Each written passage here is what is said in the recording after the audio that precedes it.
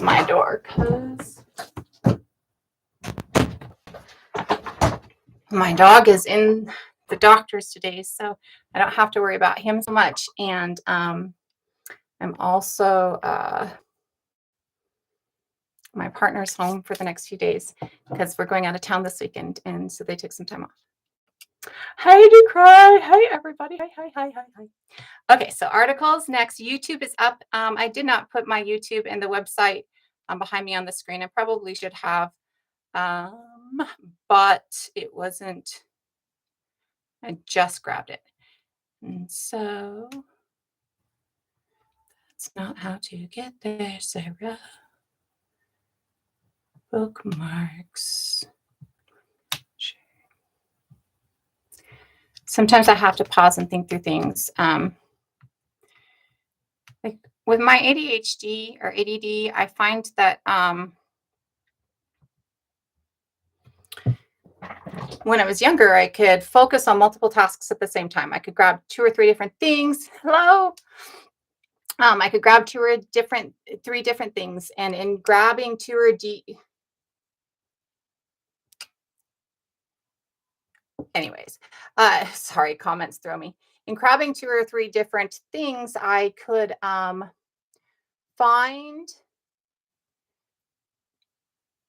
concentrate on all of them at once, but now I find that I can't. And I find that as I get older, and I think that a lot of it has to do with trauma as well, and trauma response and PTSD, I think really has to do with it as well.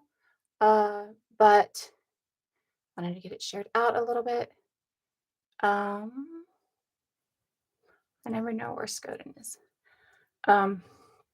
But absolutely. I as I get older, it just becomes less and less that I'm able to focus on more than one thing. Now I can only focus on one thing at any time. And constantly I find that my mind is still going off several different tracks all the time.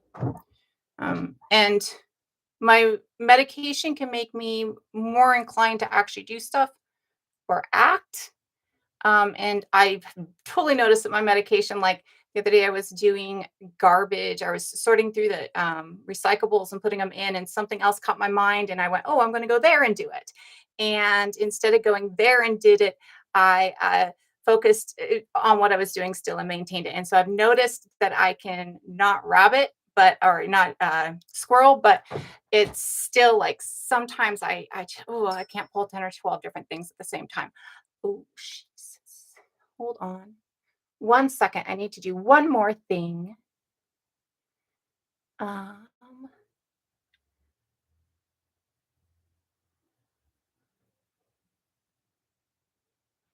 I forgot to turn on. Okay. Good. Forgot to turn on the airplane mode. We lost it last time because we had calls coming in. So the gentleman in the background behind me is from it's West European. This is the Iberian Peninsula, actually, I believe. So I want to grab this article again. I'm pulling it up. That was one of the things I was trying to pull through, like my brain just not working. But this article is about the Balkan Peninsula, east along the Balkan Peninsula. No, wait, sorry. Let me look through the article again really quick to grab.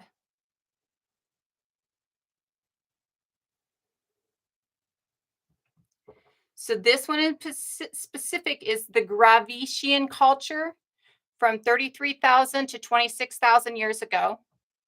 And this is Southeast European. So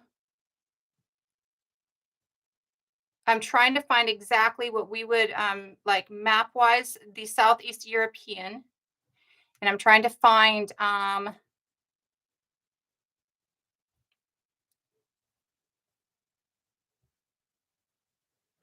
just to make sure that I have everything else. And that I'm in the right space. So we're talking about like the Balkan Peninsula. And I'm going to grab a map and I'll show you guys the map as well.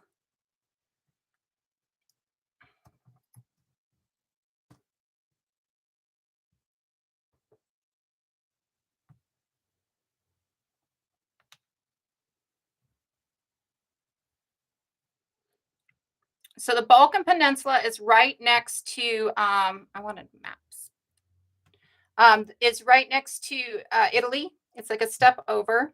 I was thinking it's the other way, but it's a step to the east, not a step to the west, because there's like three spaces that come down there on the top of the Mediterranean. And again, I'm so geographically challenged. I always want to make sure that I'm double checking on maps or double checking on different places.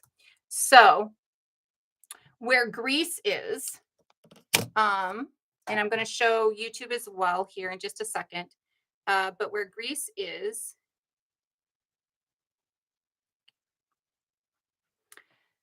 this here is the Balkan Peninsula. So, what we're looking at is a culture in here at 33,000 years ago. Now, in the article, it also mentions the Solutreans, which is over here in the Iberian Peninsula, is where the Solutrean culture is. And so I want to go ahead. So this is the Solutrean culture, and this is the Gratian culture. Okay. So I'm also going to go ahead. I need to show this to YouTube as well. Let me make sure that there are people over there really quick. No, there's nobody over there. So we don't need to actually show it over there. I want to make sure if there's people watching that we actually show it over there. So looking at this on the map, what it talks about here is this culture moving over and kind of so descendants of the Western gravitation population who are associated with the Solutrean artifacts. And again, the Solutreans are on the Iberian Peninsula. And descendants of the Eastern gravation population, which is in the Balkans, are two different genetics, right?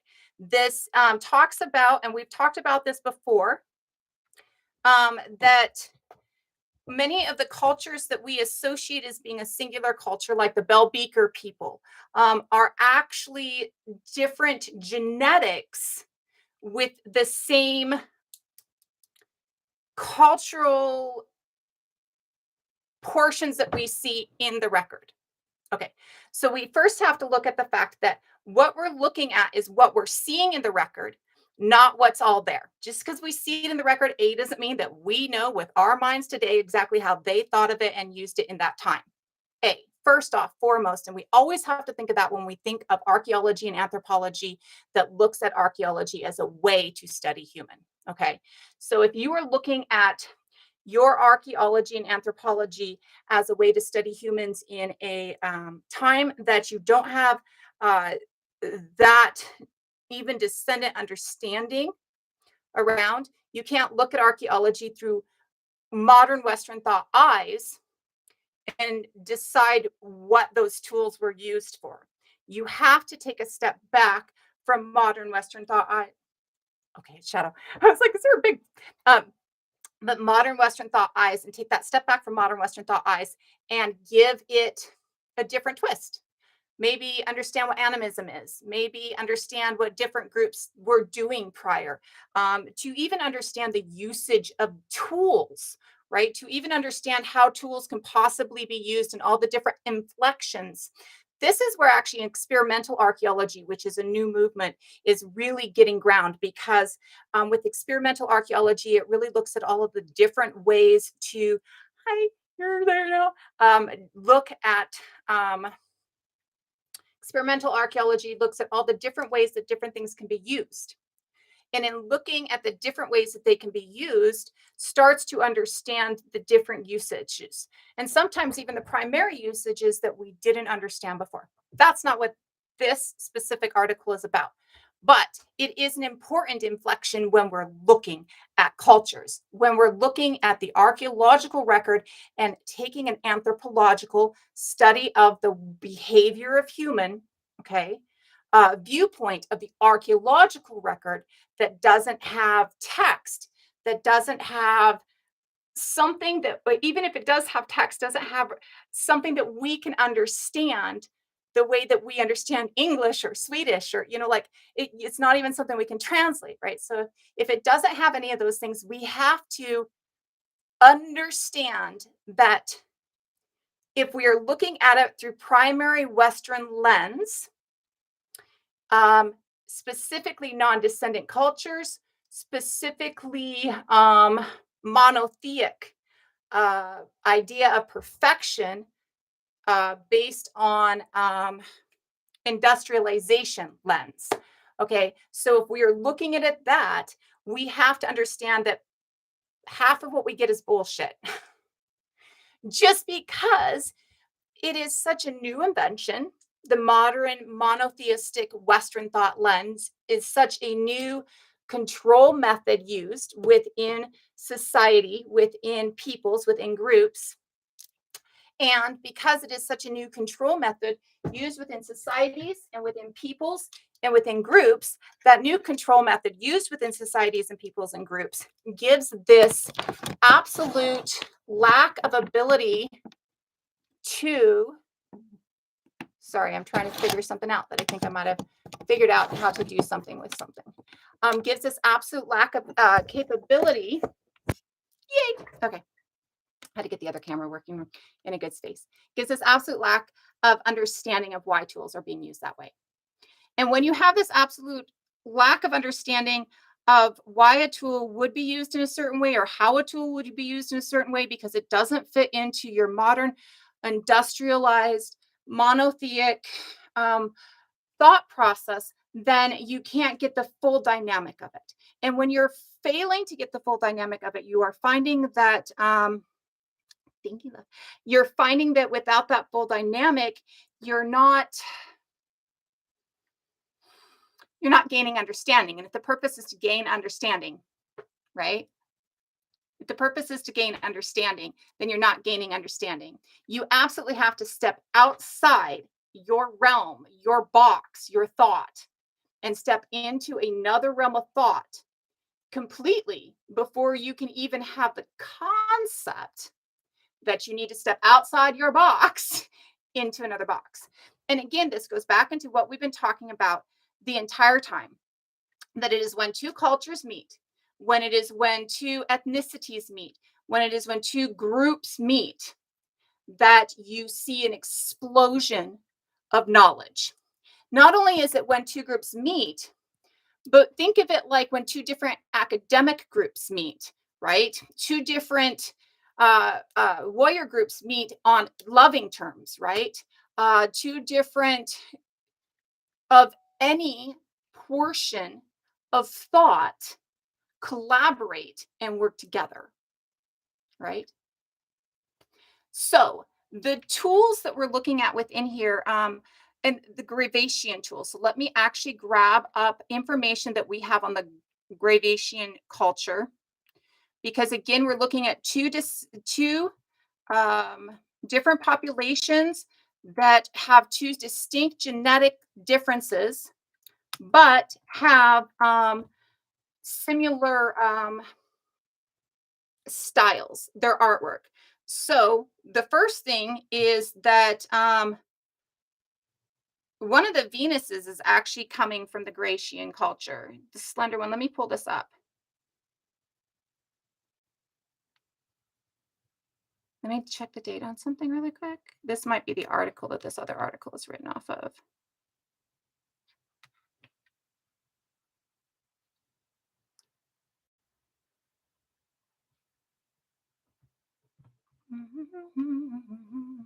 Fuck, it's Elsevier. The unfortunate things is there are certain, like here's Science Direct, but the Journal for Science Direct actually goes to Elsevier, and Elsevier will actually pull up, there we go, industry, this is a good one. Will actually pull up articles that aren't accessible even with my like university access, because they just don't access. Let me see.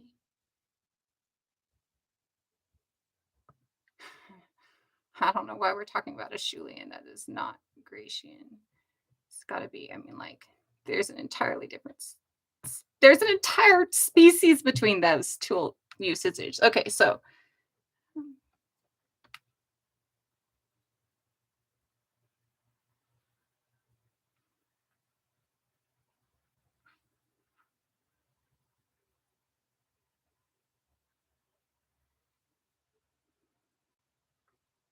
here we've got Venus figurines from the Gravatian period. And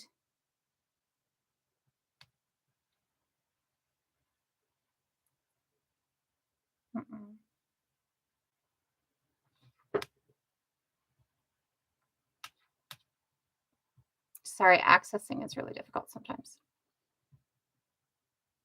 Let me see if I can do it like this. Okay, so this Venus, and this is probably why they did his hair like this.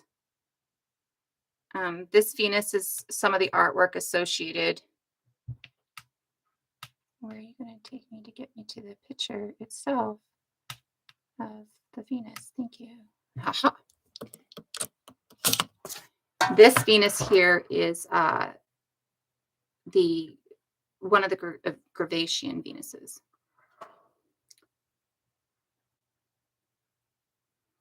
Thank you. I appreciate that. So one of the thought processes on here is, and this is something that has been discussed. So this is Gravatian. So please understand that these, and I think, let me double check where she is found. Let me show this to YouTube really quick. And let me double check where this one is found. Whether it's the Iberian Peninsula or in Greece, because I believe that this one is in Greece. But I'm not sure if it's that or if she's Celtic, because on the same point, like there's some spaces. Let me pull that back up.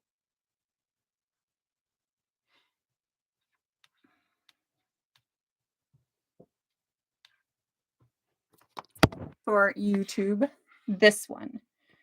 This Venus is the one that we're talking about.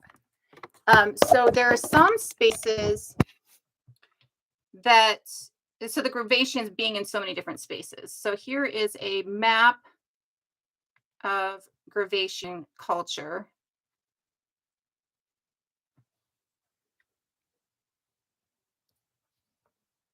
Let me double check that that's not saying. Okay, yes.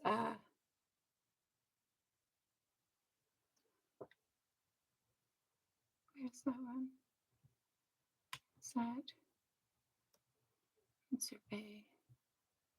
Okay. So that's in Italy. So on this is a map of Gravatian culture, and this here is Italy, this subsection A. So we see Grecian culture here in the Iberian Peninsula, up into here, which is France, I believe, over into here, up in Russia, down here into the Balkans, right here. Okay. So this is where we're getting Grecian cultures. We're seeing groups here and here. And what this article is stating is that these are genetically distinct. It's also talking about, I believe, and I want to double check this, so give me a minute, but I think it's talking about this one also moving out and replacing this one, or this one, I can't remember which. So I want to take a look in the article. But this is the finds. Now let me get a really quick look. And again, I'm going to show this over on YouTube too. Let me grab a really quick look and see where that Venus is, because I believe she's in France, but I can't remember if it's France or not. But I believe she's associated with ancient Celtic groups, right? And again, the ones over on the Iberian Peninsula are also the Solutrean culture, right? The Grecian is the style of artwork and tool. And again, this is where we get the understanding that many different styles of art and tool, pottery, things like that, are going to be in different genetically distinct spaces. And again, I want to remind you, genetically distinct means family lines, does not mean race. Race does not exist. It means family lines. So genetically distinct spaces, mitochondrial DNA and Y DNA distinct spaces from each other, with two separate cultures. All of these spaces they're talking about have different family genetics, but the same cultural tools. It's like everybody has an iPhone today, okay, or a phone of some kind today. Basically, it's like our culture here in the US, for whatever it is, and there's so many different cultures here within the US, but the culture here within the US is genetically distinct from culture in East Asia, depending on, like, I mean, there are certain cultures in the US that have come over, but the culture in Africa is genetically distinct from the culture in East Asia, but both cultures are using phones, right? So when we look at this, we see that these genetic distinctions of mitochondrial DNA, of Y DNA lines, not genome distinctions, right? Because we do see that you're more genetically diverse within a population than between populations, right? But the line distinction of family lines is different in these spaces, but the culture, the use, the tools, the understanding, the knowledge, the interactions are the same, right?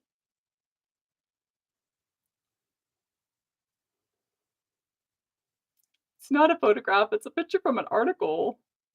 Why would you think it was anything else? So Willendorf, yeah. So the Venuses that we have are Gravacean, which means that they're all through these different regions. So let me double check with this one that we were just looking at where exactly she's at. So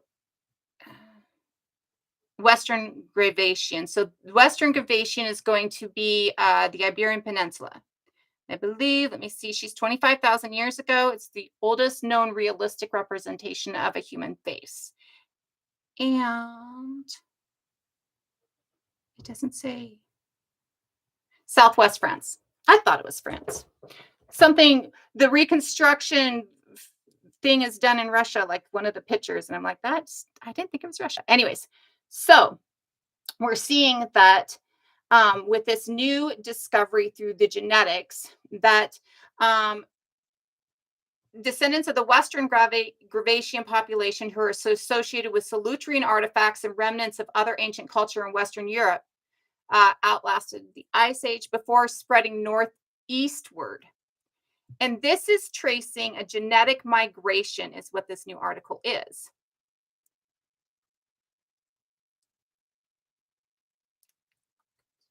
Stating that as the tool usage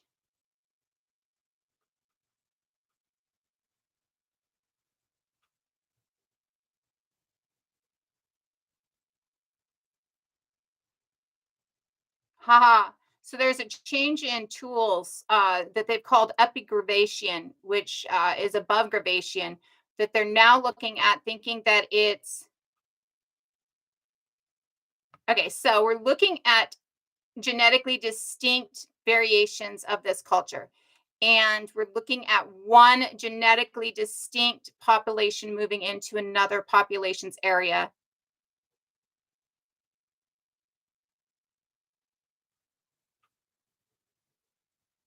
So again, this is 10,000 years before the last ice age reaches its peak. So we are looking at a space where the Mediterranean is down a lot. Because again, when you have glacial maximum, you have less ocean, you have less water because it's been swallowed up by the ice. When you have glacial minimum, you lose your coasts like we're doing now. So at this glacial maximum, you have these groups of people who have, and we've talked about this a few times. We're coming up out of Africa. We're living in the Levant area for about 100,000 years with the Neanderthals. And then at 50,000 years ago, the last common line genetics family group of Homo sapiens moves out, and it is their genetics that spread pretty much everywhere afterwards, except for Australia, which their last genetics are coming out at like 70,000 years ago and getting in this. Now, it should be, or I want it to be understood that as we're moving out at this point, it's really the lower area that's moving out. And that we're not talking about fighting and replacing genetics. We're not talking about, uh, We're not even talking about something that's going to be thought of as a replacement at the time. And this should be understood. This is not a, these people are coming in and replacing the group. What you get with this is, as I move out with 7 daughters, each of my daughters moving out carries my X gene and my husband's X gene he got from his mother. Okay. So my X gene and the paternal grandmother's X gene. My X gene is a combination that combines in weird ways and is never set between my mother's X gene and my paternal grandmother's X gene. So the line that is coming out is going to mitochondrial DNA again, which is narrowed down. It's like blood types. These are DNA blood types, basically.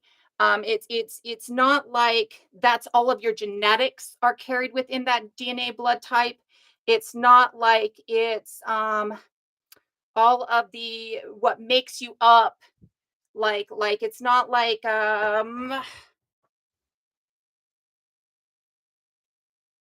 it's not like that there's an absolute to any of it. It's not like it's you only have the capability of specific things. It is, but it isn't, right? It doesn't dictate your skin color. It really doesn't dictate your skin color. They've proven that skin color isn't dictated by your parental genetics. It's dictated by atmosphere or environment of pregnancy. And it's dictated by a combination of the genetics, but that we carry all of those combinations. Some just aren't as prevalent. And it's the way that they're blended within you and the atmosphere together that dictates what it is, right? If you took COVID, I mean, I contracted it a few times, but I didn't take COVID. It wasn't a welcome being in my body. It wasn't took COVID. So when we, this is really like light over here. Oh, that's fine. Okay. When we look at that, we have this understanding that these lines don't mean you're no longer sapient or you no longer have the capabilities for intelligence or you no longer have creativity. These lines don't mean that. That it's like ABO. It's a blood type for your DNA, basically. It's what your mother's DNA blood type was and your father's DNA blood type was, and they combine in you, right? So with that, there was not an mRNA vaccine. So I'm not the best at DNA and RNA. I admit that fully and completely. It's a combination of numbers and letters that don't sound to me. They don't syllabic to me. When something doesn't syllabic, it doesn't work for my brain. So I don't really get it very well. It's not a focus of study. But I do know that RNA is like the foundation that makes DNA, right? And that I really don't believe that there is any thought process of like an mitochondrial specific in RNA, right? And that RNA is like, to my understanding, like not specific to a human being, right? Like it's just kind of like we all have RNA and it's all the same RNA. Could be wrong, but that's my understanding of it, which means that there's not mRNA, right? There's not mitochondrial RNA. Now, mtDNA is your mitochondrial DNA. And nothing that they give you like that is going to change your DNA. Now, that doesn't mean nothing can change your DNA. Radiation will change your DNA, right? But they didn't infect you. Sorry. I know that that's a great conspiracy theory. There are better conspiracy theories out there, though.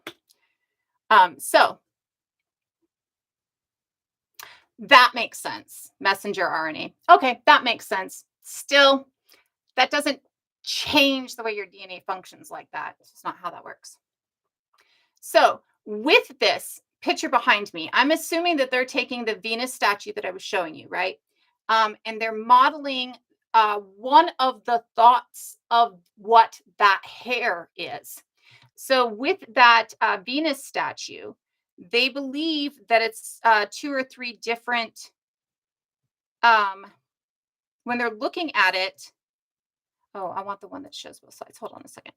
They call it a couple of different things. They're not sure if it is braids, a shell cap, or shell hood, is what they're thinking it is. So this is what it looks like. It's long been thought that this is braids. But one of the other thought processes as is that this is a shell hood. Now, again, we get to that talk that we were having earlier of having a different kind of understanding. You have to pull your understanding out of modern Western thought to try and understand what something is. To me, I think it could be either or.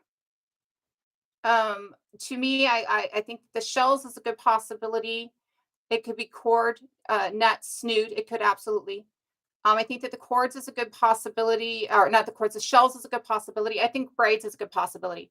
My belief is that braids is really the first hairstyle that we used. And the reason I believe that is because we didn't have rubber bands. And if you don't know, you can't take and tie your hair with a piece of ribbon and have it stay in your hair unless your hair is really heavily coiled or really curly, right? If you have uber straight hair like this, which it's kind of put up, I can't take this and tie something around it and get it to stay, even leather. And I state this because I lived off grid as a child and used leather frequently, right? We didn't have all the little extra accoutrements. There weren't like hair ties and stuff, and we used leather frequently. And I know I was looking, I thought I had one of my hair ties, my leather bands here, but I don't. But if you take and you tie a piece of leather around hair like this, right, it slips and it slides. If, on the other hand, you take a piece of leather and you start braiding your hair, and about here, you start braiding the leather into your hair and use the leather as a braid when you go down and you tie it here, it will hold your hair in its space. So you're going to get a combination. Again, we know that sapiens are starting out with 4C hair, right? Tightly coiled hair, to our understanding. Predominantly, again. And again, as we are moving up, we are losing or adapting certain things to our environment. We know from the genetics that the eyes are the first to change, right? So we get the light eyes and then the dark skin starts to change.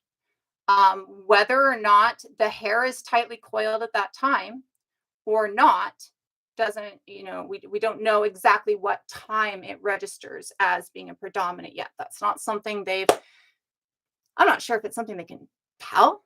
Like, I don't know how they tell it in the DNA. I'm sure there's markers for it. I just don't know what markers they're looking for, right? And to my knowledge, there hasn't been a study done focused on that. There's been studies done focused on the why, but not looking at, like, we've looked at the genetic replacements or who the genes or the family lines were in certain places or what the genetic differences are, and things like that. But we haven't, Well, and we've looked at, as we're looking at them, what their skin color is at that particular point of time or what their eye color is. But I think that people seem to care less about the hair, right? Like it seems to be less of a care in that whole, like, oh, well, you know, there's the very valuable understanding that European people in what we consider Europe are darker for well until like 6,000 years ago, right? Um, when we're looking at that, let me grab that really quick. Just give me a second. When we're looking at that, it's really important for us to understand that people in Europe are dark, right? Until, well, and even at 6,000 years ago, there's still half the population is dark, roughly, right? So when we're looking at all of those things, that has been important in the understanding, and the eye color has been important in our understanding, um, in our changes of genetics and in our kind of work. I mean, I'm not sure if it's important in the understanding of anti-racism, but I think that it helps us move towards that. Like, I don't think that it's important in the understanding of race theory because race theory debunks without it. But I think that it's important as we're moving towards that cultural, ethnic thought process versus the idea that skin color denotes intelligence or anything else, right? Other than latitude. So with that, uh, I haven't seen that. I do want to address a couple things I saw in there. I should not have said 4C. I'm trying to avoid that. It is a common parlance that I am trying to get away, but it is tightly coiled hair. The ABC 1A to 4C scale of rating of hair comes out of eugenics. And so I personally am trying to move away from using that, right? Um, Tightly coiled is better. Coarse is something that can happen no matter what texture your hair is, or not texture because it is a texture, but no matter what the curl of your hair is. And the curl of your hair is based on the shape of your hair. If you have, I think it's either triangular or flat, I can't remember, then it's tightly coiled. If it's very round, then it's extremely straight. Um, but I'm just trying to adapt to different terms. But it does mean tightly coiled. Um, I've read it as tightly kinked, but I don't think I like tightly kinked because I think that verbiage has been used before negatively. So I like tightly coiled better. Um, and again, I'm trying to get away from it. That's why 4C slipped out. But there was something else. Yes, Marsa. Why did they have 4C hair or tightly coiled hair? And the reason that we're seeing that when we start out in Africa as Homo sapiens, we're starting out in Erectus before us, and really any species that is starting out in South Africa, any species of Homo that's starting out in South Africa is starting out with tightly coiled hair. And what we're seeing is there was a study done by a Black woman who does archaeology, a Black anthropologist and archaeologist. And she's also done hair over her life. And so she had some understanding and she did some studies. And what she found is that it creates this lattice work on the scalp. And this lattice work creates cooling so that the air can flow through. And that flowing of air through creates cooling for the skull and the brain in a high sun content environment where you need that cooling. This tightly woven exterior, almost like that, the way that it not only lattice works up but creates like a barrier and a shelter, almost like a hat on top of this. And so between these two things, this is a very effective method of cooling in an environment where the sun is just beating down on you all the time. And this is why we know that Homo sapiens starts out with tightly kinked hair, tightly coiled hair, and we know that my ADD will put words in my brains. If people say words or if I have mistakenly said a word, it just pops forever and ever and ever. That's why I don't like when people use slurs around me, and I'll stop people even if like they're of a group, or ask people to, be a little bit less, because I will start popping and I don't like to. So it will take me a second to pull it out of my brain. But when we're looking at the start of sapien, we're seeing with the start of sapien that they start with tightly coiled hair. And when we're looking at Homo erectus, because we don't have genetics from Homo erectus, the earliest genetics that we're getting are genetics from Homo heidelbergensis, we think it might be. Um, maybe Neanderthal, but like they're not sure which, anyways. But um, because of that, we don't have the actual genetics of Homo erectus. Because we know that we get it from Homo erectus, we kind of believe that that's what they had. And because we know why we get it from Homo erectus and people there as well, right? So um, it's really definitely something we all start out with. When we start losing it, I don't think that they've documented it. And to be fair, anywhere in the globe, you can have tightly coiled or kinked hair. I grew up, my Uncle Oli, my dad's friend, was Norwegian, and his hair was an afro like this, like most of my life. And it was like honey blonde, right?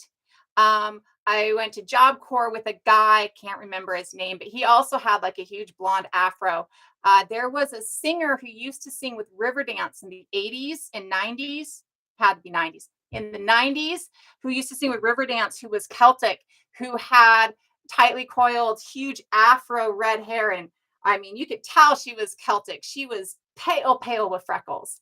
And it was just, oh, I wanted to be her. I've always had ultra straight hair and I hate ultra straight hair. Like for me, this is hard.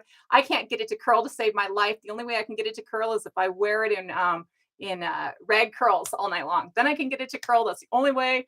So like I was fascinated by her. It's like, oh, that's my genie wish. I want to be like 5'5" with like flaming red wild curls.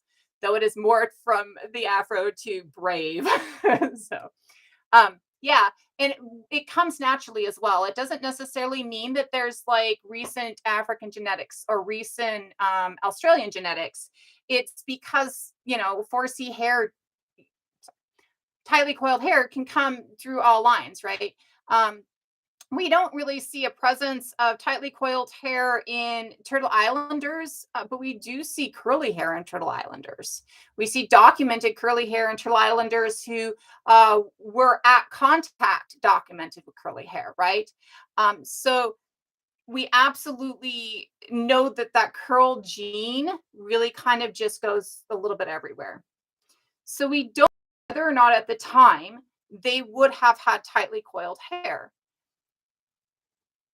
I would assume that we started braiding our hair out of our way relatively early. At any point, it starts braiding, like, okay, so at any point that it starts falling in your face, right? When it's in your face and you have to get it out of your face, this is when you pull your hair back, when it's affecting the way that you work. So I would say that this is,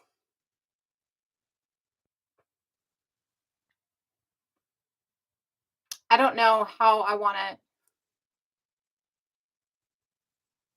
I know for the people in my life who have tightly coiled hair, long or short, that I'm more frequently, the longer my hair gets, pulling my hair out of my face. Um,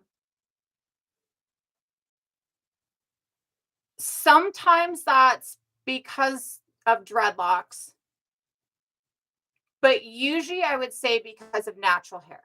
Now, that doesn't mean that I'm stating that I would need it more. Like, I'm not trying to state that ultra straight hair is going to need to pull hair back more. Pre, racism and the idea that hair represents things other than, us. So I'm not sure, right? Like, I don't think that I've done enough study to say that.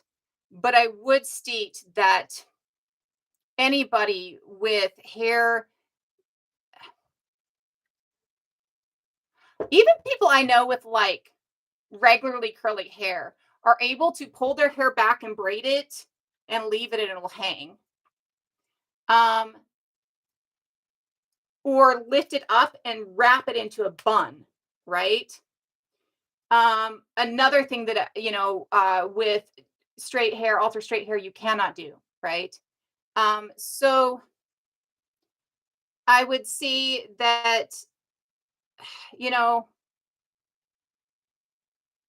whether or not these techniques were in use by the time straight hair starts coming around, they are absolutely necessary for straight hair when straight hair starts coming onto the scene, I think would be the best thing.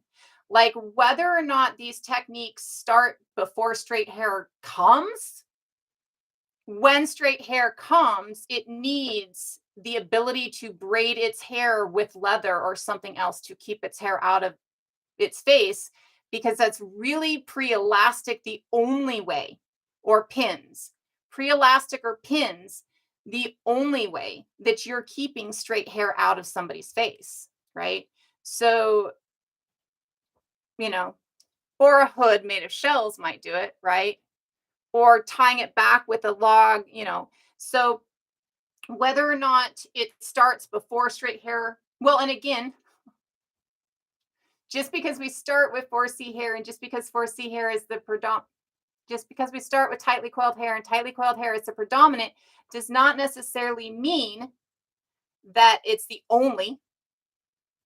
We know that predominant doesn't mean only, and we know that we have to have these genes in our genetics already to have them now, right? Animal sinew does not rubber band. When it's wet, you can wrap it and stretch it, and when it dries, it'll shrink up like rawhide will. But animal sinew itself, when taken directly from the animal, is in strips, straight strips, and you have to like moisten it to get it to like work a natural sinew. Yeah, and there isn't a lot of need. Not the conversation we're having today, but something that I know because I have witnessed and talked and discussed with many friends. Um, it is not protective to do box braids. It pulls hair out. Doesn't matter your texture, it pulls your hair out. These things were not done because they were beneficial. They were done because of racism, right? It was not done to be. There are a lot of distinct, beautiful hairstyles within Africa, but African people didn't need to pull their hair out of their face. They didn't need to do anything as a need until white comes in and says, that looks bad to me and I need you to change yourself to suit my Western thought, right? So there's not a lot of need with that, right? Yeah, rubber bands are horrible for the hair, right? Um,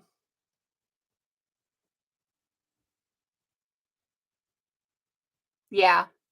Well, and like I said, for me, I mean,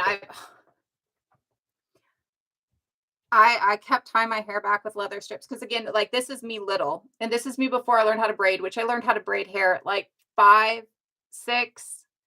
I had a doll. I had a lemon meringue doll, and I learned how to braid hair on my lemon meringue doll. And I remember tying my hair back in a ponytail with leather strips because I was also doing a lot of beadwork and a lot of leather work at this time, and it would always fall out, and mom's like, "You have to braid it in. You can't just tie it in. Your hair's too straight. You have to braid it in." And that's when I learned that I had to like braid it in, that you have to braid something in to hold it. And we didn't have access to, modern tools of convenience. Um, and so yeah, it's and I can like put it up in a bun and put a pin through it, and that'll work. Um, or like today I've got it wrapped up and I've got these stretchy combs and stuff like that. But before we get to those things, you know. Yeah, yeah. So, with this, I do think that the artwork that we're seeing that shows things like this absolutely could show tightly coiled hair. And it absolutely could show tightly coiled hair done in different braid styles. could absolutely show, some realm from tightly coiled to alter straight. And it's done in different braid styles. I really like the shell hat. And the reason that I like the shell hat isn't because I don't believe that they were using braids no matter their hairstyle at that point in time, because I do. But because I think that, as we've talked plenty of times, I think that many of these things become identifiers. This is how you see me. This is who I am. This is, something unique. And if we're doing the Venuses, as if we think of the Venuses as almost like a representation of either a deity or a representation of something significant within society, it might be that the Venus is a representation of, ancient ideas of Widda, vulvas, like medicine women, healers, right? And so, or those that you call midwives, it might be our ancient midwives, right? They might be, because they're fertility representations, we believe. It might be a representation of an ancient midwife, our earliest forming, right? So if that is the case, then having a specific cap or identifier, so most of your midwives wear this shell cap, makes total sense, right? Especially if, you're getting to a point where you have midwives who are either moving among communities, or midwives who are, you know, every community has one, right? And it's a rank, it's a signifier. And in cultures where fertility is important, right, where life is important, and where maternity is important, we absolutely see that midwifery becomes a rank, healing becomes a rank, right? Oh, that makes total sense. Okay, that makes total sense. Bear greaves is great. It's also a great skin covering to protect from cold, right? Like your skin won't freeze because it's too well oiled to freeze, and oil really doesn't freeze. And it also like protects from the chapping that you get with cold, and it also is a great it's like a warm sealer almost, like you know.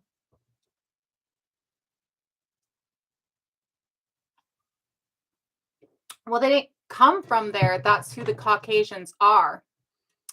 And the Caucasians in the Caucasus Mountains are darker than I am.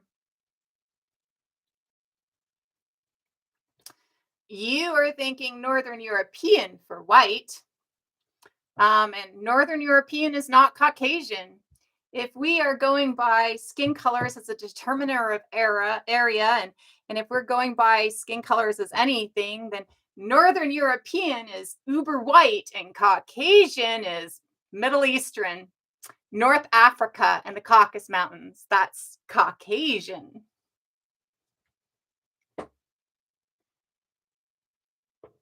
I'm actually not sensitive to sun. This is as light as I get. Okay. This is because of the winter and I've been indoors. I actually get skin diseases that are associated with the high melanin content that my skin has, actually. I also have no iron. I have to get infusions every 6 weeks because my body won't maintain it, produce it, hold on to it. But this is as light as I get. And I don't need protection from the sun. I do burn a little bit now, but that only happened after my first child because pregnancy changes your body. And even then, like, I might burn a little bit, but not much. And it's only the first. And then I just take the sun and tan with it the rest of the time. And I turn gold, like almost sparkle in the sunshine gold. Like, even my enemies will tell you, girl goes gold. Okay. So you believe. Have a great day, Apex. You're being an ass for no reason.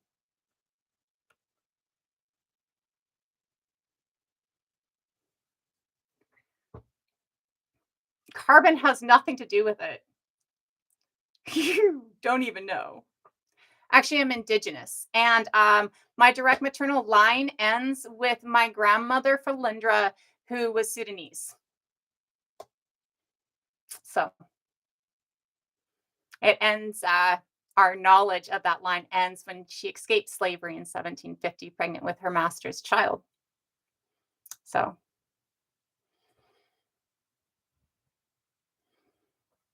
oh, really? Who are your people? Who claims you? Don't come in and like, anyways. So, absolutely, with this, we are seeing that you're looking at a couple of different cultures, a couple of different genetic lines that all share the same cultural structure. And you're seeing that as they're moving over, there is a replacement of genetics later on. So we're seeing that the um, Solutrean or the Western European genetics are replaced by the Gravachian culture of the Eastern European genetics. Again, we see that the Gravachian culture is still there prior to this, like it is still two separate, distinct genetics and the same culture, right? But that there is a replacement of the genetic lines from the Eastern coming over to the Western. And again, the Eastern starts in the Balkans, and the Western is in the Iberian Peninsula.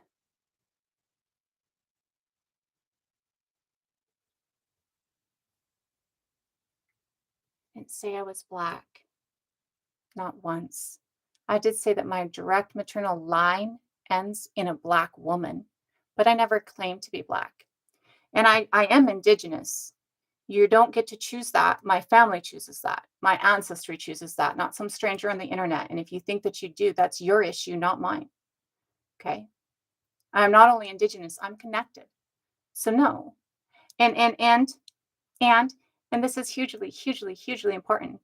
You don't get to say shit about who I am. I don't know you.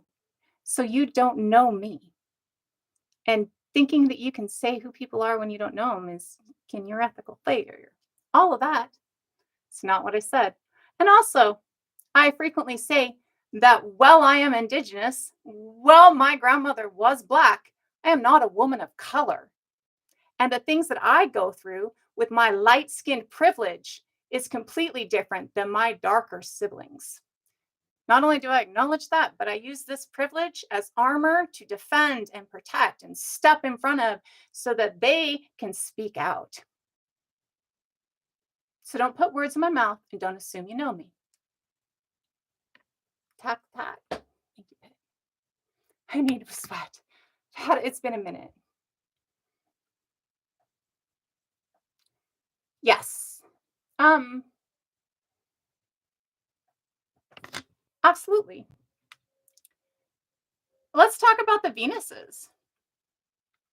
So again, the hair on the person behind me is taken from the Venus of Brassampali, which is France. Now, when we're looking at the Venuses, it is really indicative that our earliest art, our earliest form of thought process of showing humanity in statue form or actually showing actual people, right?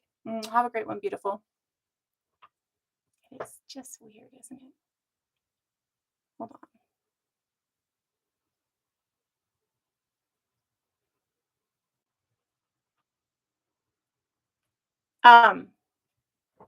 When we're looking at our earliest figurines and our earliest examples of actual representations of humans, other than cave art, but like 3D representation, uh, actual like this Venus itself is definitely a Venus that depicts the facial features. So our earliest depictions of things in a 3D representation or in a facial feature representation are all women. Um, those that both society and self seems to identify as women. We do not see the divide of women and men, gender differences, gender ideas like that so much. But we do see that deity, creation, all of these things are associated with the feminine. And the reason that deity and creation are associated with the feminine is because feminine is what creates. We know that we all start female and that it is a genetic switch in your father's DNA that decides whether or not you're going to be male or female genetically or intersexed. Because biologically, sex is not dual. There are three specific. Intersex includes a lot of different genetic variants or chromosomal variances of the sex chromosome. And it can include having XX chromosomes, but a penis, or having the external appearance of a female, but having uh, uh, testes that will drop in puberty, and now you can impregnate women. Read The Nun Called Frank. Um, so we do see that there are three biological categories that we fit biological sex within. Gender differences, and we actually see intersex in some of these categories, like or in archaeology. We actually absolutely see intersex within archaeology. So because of this, we don't currently believe that gender was looked at as a binary prior to the Greeks. And even with the Greeks and the Romans, they didn't quite view gender as binary because they didn't view young males as being male. They viewed them as prey, which put them in an entirely different sexual category because they viewed them as sexual prey. Okay. And by young males, I mean preteen boys. So when we look at the creation of gender dynamic dualism, we are seeing that this comes way later. So in our earlier things, we're not seeing that there's this idea that it's male versus female. In the Greeks, we see that this idea that women are nothing more than broken men, what bleeds for 7 days but doesn't die, blah, blah, blah, blah, blah. All of this shit starts to come out. That definitely comes from the Greeks. We don't see this prior to that. We don't. Do we see some forms of patriarchy prior to the Greeks? Yes, kind of. We start to see that. I've got the Solutrean stuck in my brain, so it might not work. The Assyrian culture is the first where we see that men are ruling more than women are ruling. Prior to that, like even in ancient Egypt, women are ruling as much as men are ruling. Ancient Mesopotamia, women are ruling as much as men are ruling, right? We see that in all of our first author was a woman, right? Like our earliest queens and or kings in Egypt, our earliest pharaohs in Egypt, like there's like 3 or 4 people that were female on the first dynasty. It's dynasty 0, right? So we're seeing that the idea that patriarchy or male leadership is important doesn't start until later. And it really starts on this idea within the Greeks that women are nothing more than broken men, which we now know men are just mutated women. So, not mutated women, but that we all start out as female and that some of us shift. Some of us don't shift completely, right? Within this understanding, we see that gender becoming a binary doesn't start until after this. When gender starts becoming a binary, our shift of our understanding of women changes. We stop looking at women as women. We start looking at them as possessions. We start viewing this in an entirely different way. And one of these entirely different ways is in ignoring the importance of creation. When we have decided that women are not the creators anymore, that women are nothing more than broken men, that decision that women are nothing more than broken men creates this shift in our brains. That doesn't mean that it's set.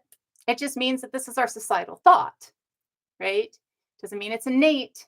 It means this is what you're indoctrinated into, what you're trained into. And in this shift, I'm going to turn off the background only because I really don't want to be talking about this negative the negative of negative masculinity, the negative of negative patriarchy with a black man in the background. That's not the association I want. So when we see this shift, And this loss of understanding of importance of creation and this loss of understanding of um, what weight those help facilitate creation have within society um, is absolutely this loss of understanding means that we don't understand why these things are there, right? Again, when we look at the tools that we find of people pre-Western thought and we only look at them through a Western thought lens, then it's absolutely impossible for us to understand what the truth behind them was, right? We might get a little bit of understanding, but to see all the dynamics, to see everything within it. Oh, that sounds really good. I will, Emily. Um, but when we see that dynamic, when we see that change, um, losing that understanding means that when we're looking at these things again, we're not looking at them through the tools of understanding the cultures that they're within. We're looking at them through Western thought, which monolithics monolithicizes everything and has a very narrow view of what protection perfection is and a very narrow view of why people do the things they do and that very narrow view of why people do the things they do absolutely comes, excuse me, and starts in that monolithic monolithic thought process, but absolutely comes and starts in that singular box idea, right? Like we were talking about earlier, when you only have a singular box that you've lived in, grown up in, understood, then you don't have the outside dynamic that creates the spark of thought in your brain. And so we can't look at these things until we get people who can look at them outside of Western eyes and truly see what they're being used for. You have to look at them through an animistic sense. When you're looking at different groups in that animistic sense, what you're looking at is different groups who understand that procreation isn't pump, pump, dump, walk away.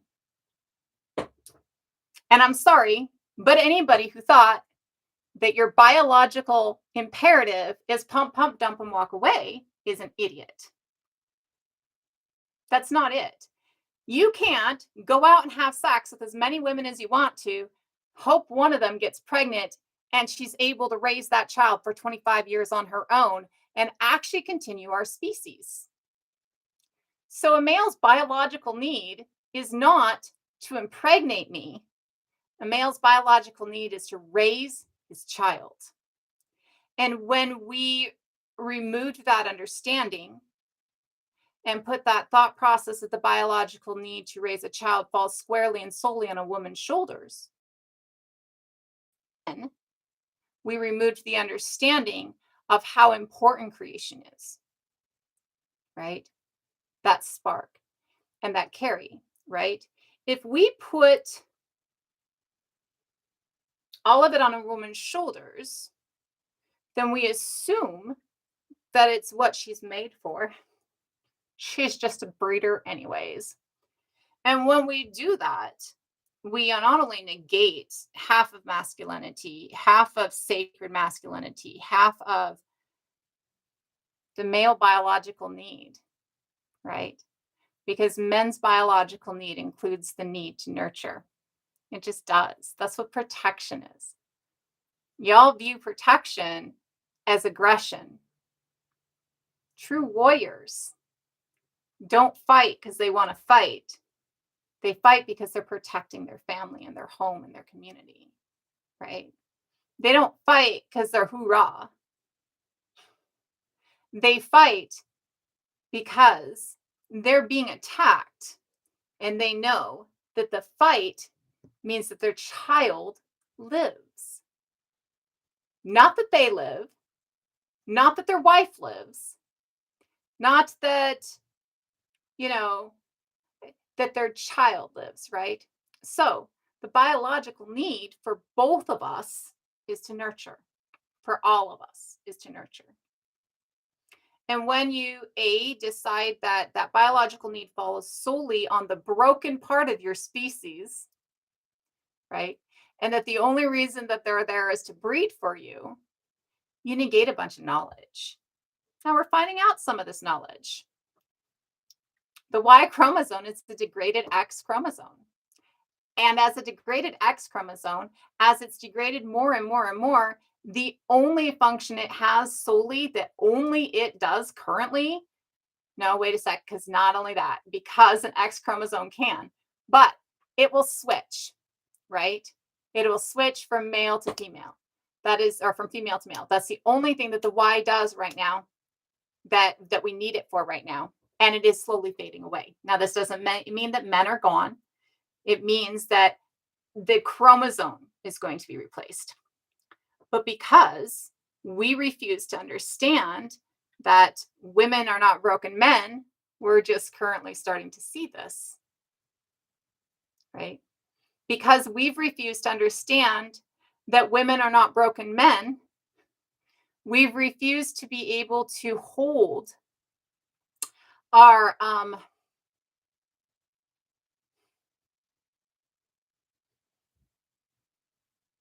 we've refused to see and understand compassion and love and empathy and nurturing are vital for men too,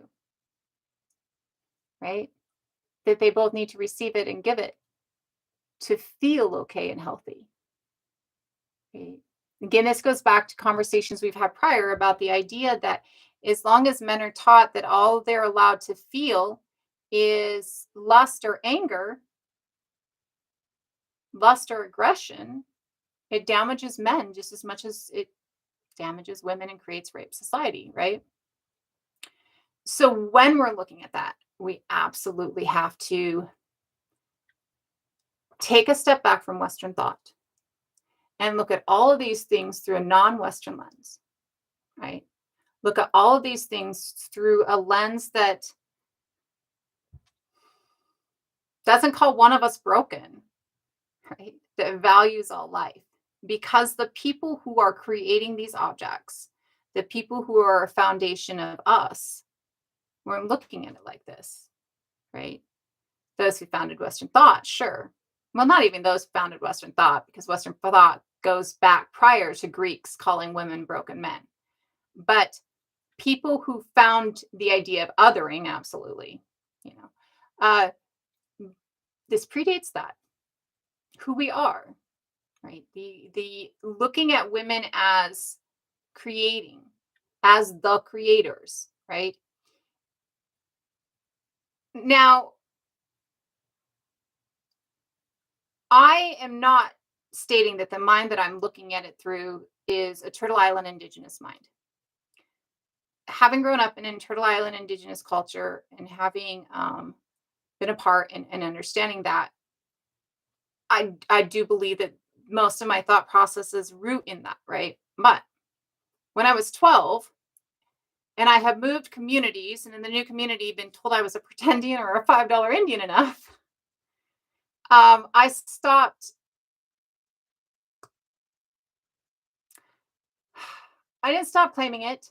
And I didn't stop speaking up and being active and being a part of activism communities for this. But I stopped trying to identify there. And I started identifying with the one culture that I knew of that was outside of the Black culture or the Turtle Island Indigenous culture. And that was the Irish. And that was the one that I knew for a fact. And so I went with it.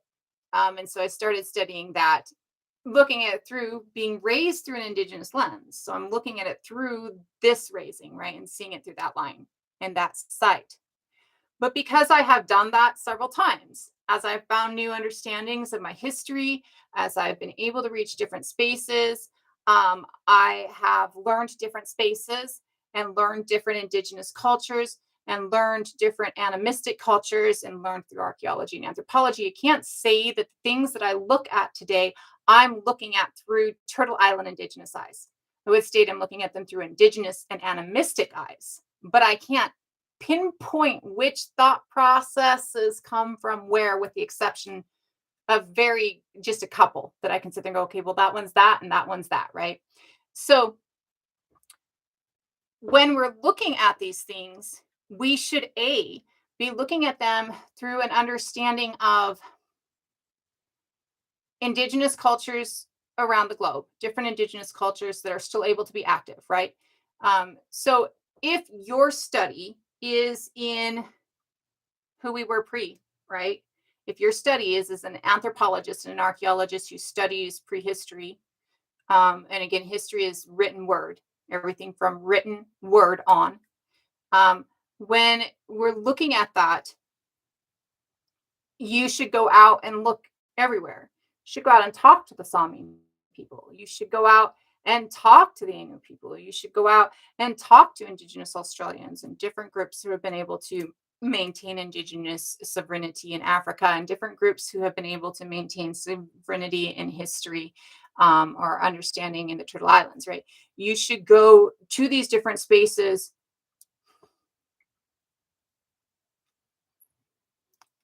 to get an understanding, not to correct, not to tell how to do, not to take advantage of, but to understand how to think outside of the box.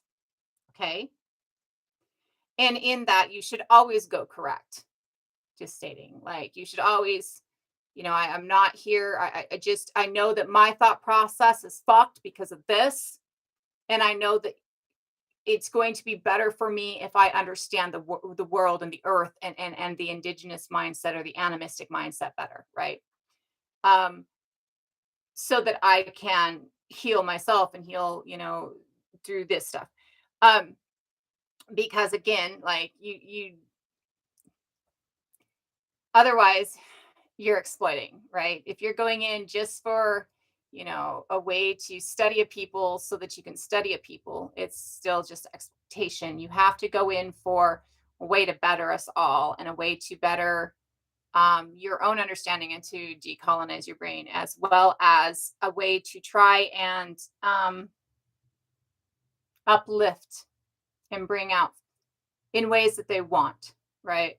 Not your ideas of the ways. Because again, if you're going in going, Western thoughts got me fucked, how do I get away from it? Don't go into it with an exploitative thought process, because that's Western thought. Don't go into it stating how I know how I can help you, right? Or I know what I should be uplifting for you. But trying to decide what indigenous groups of people do without talking to their descendants, without being a part of, a thought process that looks differently, is impossible. And trying to look at animistic cultures without seeing women as the central creation is impossible as well. And the reason being that, do you remember in Clan of the Cave Bear how Jean M. All wrote it as if, wrote the Neanderthals and even the modern humans at the time, the Homo sapiens at the time, as, believing that, different energies competed in between a male and a female, and that sex had nothing to do with the creation of a baby. So within, the Earth Children series, Jean M. All,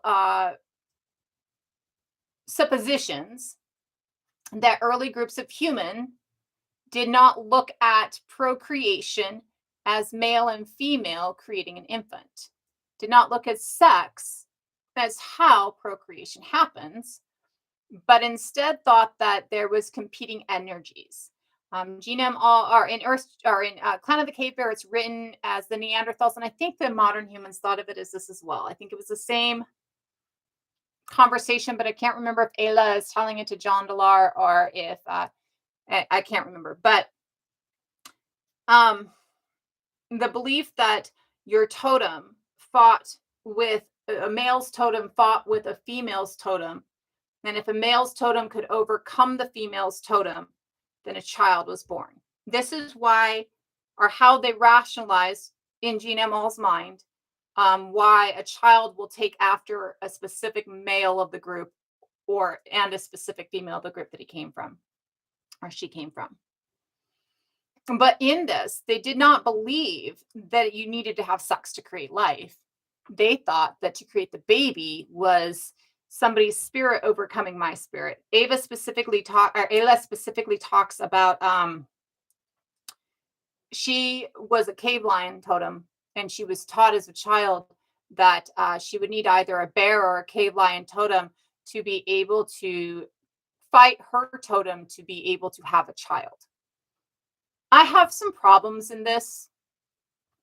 I personally don't see groups who were not really violent towards each other and didn't view sex as a violent act as thinking that you had to fight to get to procreation, right? That doesn't make sense to me, right?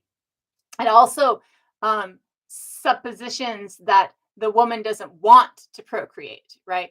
It also suppositions that the woman is defending against having a child and that you have to beat her totem so that you can have a child with her, right?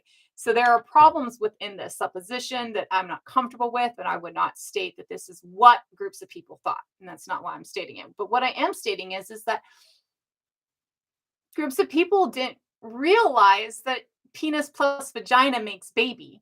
That's not that's something that comes later, right? That's something that we start to associate later, right? And I state this because I'm pretty sure that if you look in primates, there's not a thought process of penis plus vagina equals baby so much. As well as the fact that animals that go in heat have a penis plus vagina equals baby mentality, maybe. Though most of those animals don't seem to have it's not usually a cohesive family unit, right? Um, maybe it is because I'm thinking primarily dogs and cats, and I guess in the wild, wolves have the cohesive family unit. We all know the alpha is bullshit that's only within captivity, which means that protection because you're a warrior and you have to protect your family against a dominant outsider who is trying to harm you, right?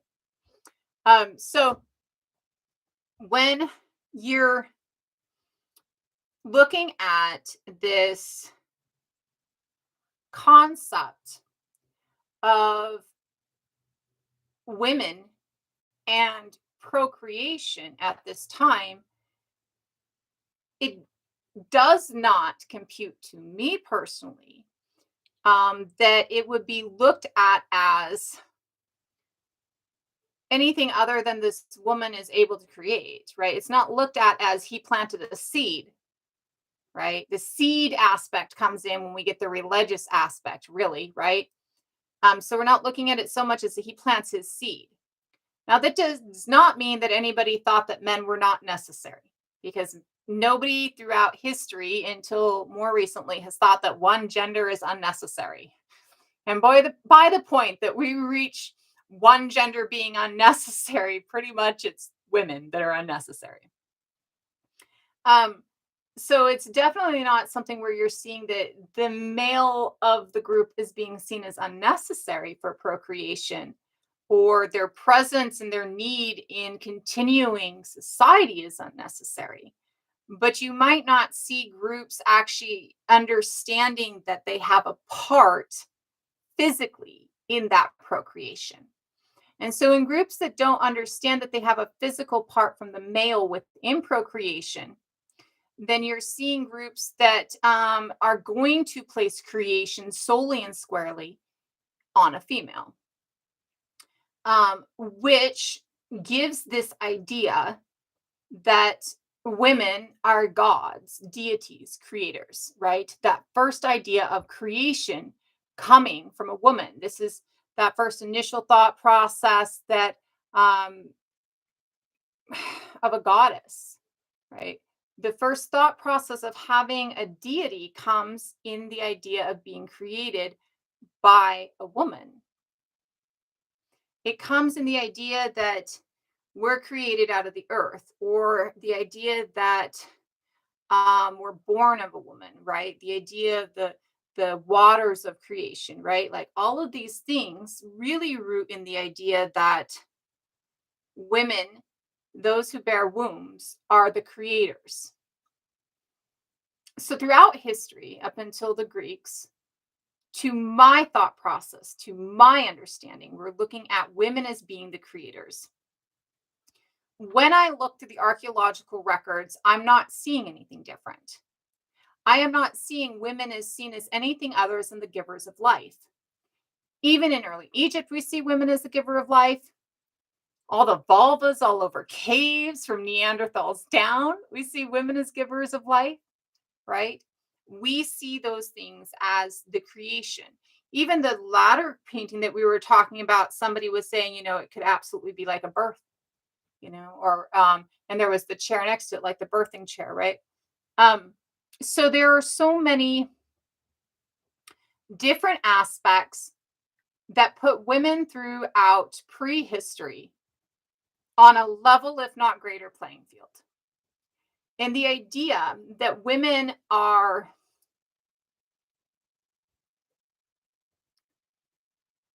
and again, I want to state that this is through my thought processes and through my knowledge. I do not believe that there is any indication that women are thought of as lesser. And I feel that there is plenty of indication that shows throughout prehistory that women are actually thought of as higher in society, again, because of being creators. And this also places healers and midwives at that higher aspect. So when we're looking at ancient finds like Venus goddesses, I believe that they are either a representation of a goddess, a deity, a creator, right? Or they could be representations of fertility figures, or they could be representations of midwives, different people who are healing and dealing with the feminine within society, right? The feminine need within society, because there is always a sacred masculine and always a sacred feminine. But you can absolutely have a society without men. You can't have a society without women, right? Now, that doesn't mean that men aren't important, because I think that they're valued and important in society. And I think that they have many valuable and important things within society that, well, you can have a society without them. You're still going to have failure within that society for not having that, right? There's still going to be pain and hardship, different things that you have to come around and meet because of that, right? Um, but what I'm saying is that you can have a group of women that are going out and getting laid and bringing, like, there's plenty of ways, right? Um, and there's plenty of things that can be done by women that can't be done by men, right? And there's not a whole lot that is specifically masculine only, except for that one chromosome that makes that switch. Again, there is so much value and so many valid things within sacred masculinity that are absolutely needed. And you would have to step outside some of the sacred femininity into sacred masculinity realms, right? I also, though, believe fully and wholeheartedly that the sacred masculine realm and the sacred feminine realm are pretty much the same. Like, they have the same sacred nurturing to them, right? Both of them nurture. They just nurture in different ways. And it's not necessarily that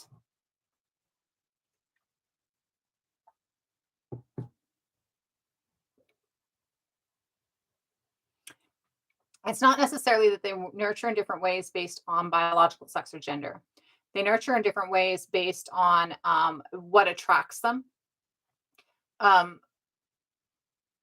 are a couple things, of course, that are specific, right? Just because you can't get away from, only one giving birth. Both can nurse. Men can absolutely nurse. Just like a woman who's never had a child can nurse. It's you have to pump. You can actually nowadays they've created like shields that will do a taped bottle fed over the shoulder into the nipple, and then the act of nursing will create milk. will produce milk. So you can absolutely do that for both men and women, and men are absolutely capable of producing milk. So both can nurse, um, and both are strong. Um, both hunt throughout all of history. Um, Even after that, as we're moving into history, really any society that is not taken over by Greek patriarchy has women in a dominant position.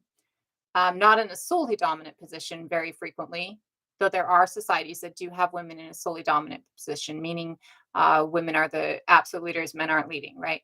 Um, Most societies that so matriarchy and patriarchy aren't toxic. Toxic patriarchy says women are useless and only there for breeding, and toxic matriarchy says men are useless and only there for breeding, right?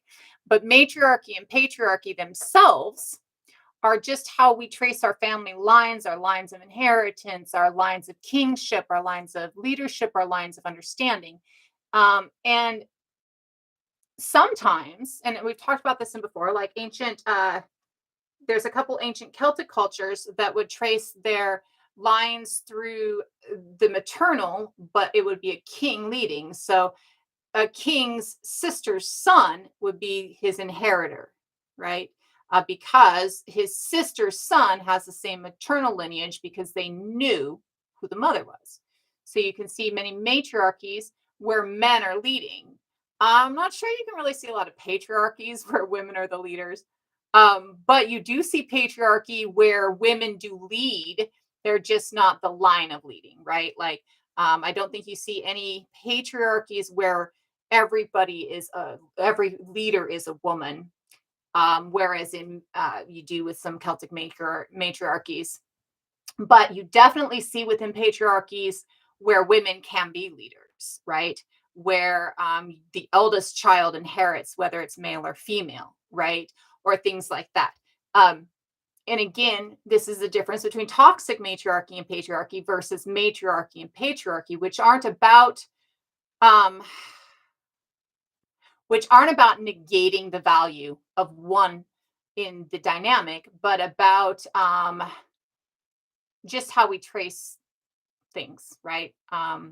What clan you belong to, what your family line is, who inherits, who leads, who sits a council, uh, and only in spaces where it's done, any of those things are done through inheritance too, right? So there are plenty of societies that will trace family lines like family groups through matriarchy or patriarchy, but they won't inherit through that. They won't lead through that. The council is what's elected, not what inherits its position.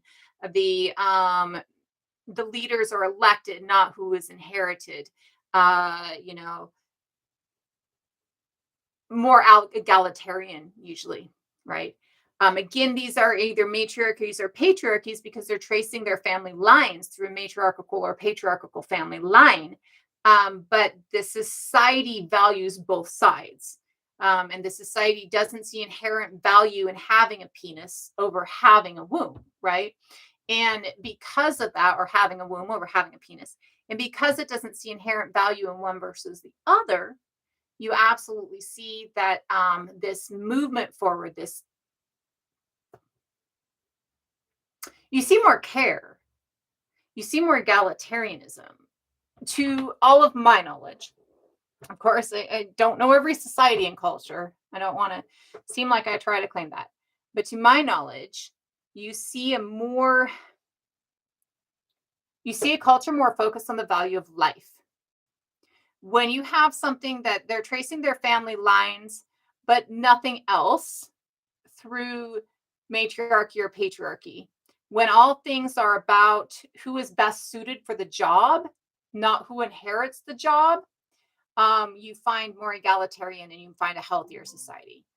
The reason to me that you find a healthier society is because, well, I could have been born into a family of war.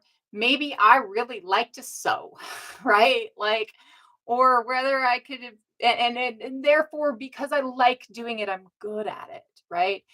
Maybe I was born into a shoemaker family, but I really like to fight, right? And so I'm good at it, right? Because when we like to do something, when it suits our nature and who we are, we become good at it, right? I'm going to go ahead and turn on comments for a little bit. I don't know if I'm going to stay up too much longer. I had intended with the changeover to be in longer, but I'm just finding that I just don't work very well anymore. Like I'm at a space that I'm like socializing is not my best thing right now. So I probably won't be in too much longer. Uh, but we absolutely see as women are moving forward through society that these changes are starting to come back into. Like we're starting to reach those understandings. Absolutely. Do I know where Polynesians come from? N- I mean, I know some things about Polynesia, but I don't know like origin stories or things like that. Um, if you mean like DNA, um, yeah, I don't know enough about DNA in Polynesia to even really say a whole lot. I do know that we see Polynesian DNA in Turtle Islanders. I do know that Polynesian DNA is distinct mitochondrial Y groups. Um,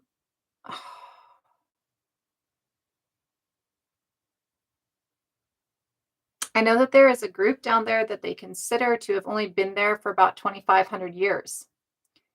Um, and I want to say it's a group of Polynesians, but I don't remember. And I would state that I think that they're wrong.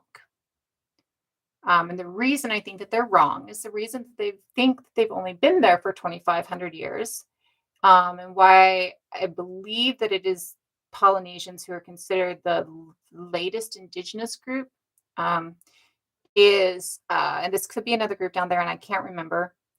But the reason that they state that is because those islands have only been there for 2,500 years. So down in the South Pacific, in those island regions, as the ice, like as the glacial maximums come and minimums come, the land masses change. Not only that, but islands change. Not only the glacial maximums and minimums with islands, but because of the ring of fire, which is where that's at, it's all volcanic, which means you can literally, and I've watched YouTubes of islands forming out of the water in front of your eyes. Um, and you can also watch them disappear, right? So when you're looking at that, what you're seeing is that the islands that they're currently studying that are 2,500-year-old islands doesn't mean that that's where the Polynesians were at prior, right? Like they could have been in one of the other islands that are underneath the water 50,000 years ago, and we just don't know it, right? Yes, Rob, but it's like this fight, which just doesn't make sense to me. I don't see that we would have a fight. Like I don't think it would be like that, um, just because of the dynamic thought process. Yeah, there is a group, and that's why I'm like I'm not sure if it's Polynesia specifically. Like I want to say that many people say that Polynesians, but maybe it's Maori, but I can't remember. Like I can't remember, and I don't want to like, but I do know that there is a group within the South Pacific Islands that they state is, and they're considered they are an indigenous group, but they're considered like the last arriving indigenous group. But it's because the islands have only been there for 2,500 years. That's why they're the last arriving indigenous group, because that island is the last arriving island, right? It doesn't mean they weren't already there. It just means that maybe the island or the continent that they were on is underneath the sea now. And, because islands are, coming and going, they moved on to other islands, or, this island collapses and they move to this island. And as this island collapses, they're moving into the island they're in now. Well, we do know that they are building like, they've built like gardens and like islands. Like they've taken the edges of islands and built rock gardens, sea gardens in the islands. And they've been doing that for at least 2,500 years. The Lapita culture, which is what I did study was a bit of the Lapita culture, which is beautiful.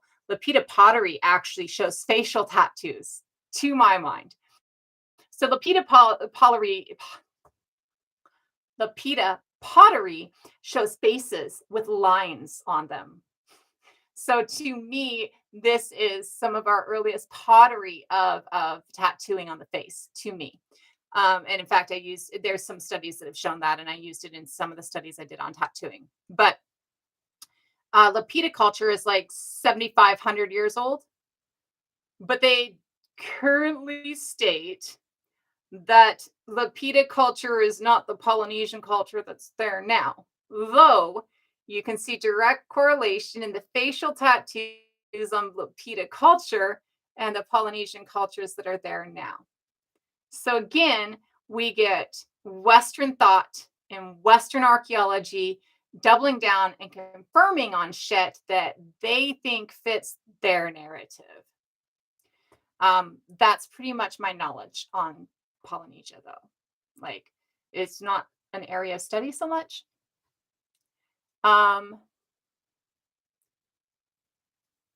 Tongans, yes. Samoan and Black people. I mean, I do believe out of Africa.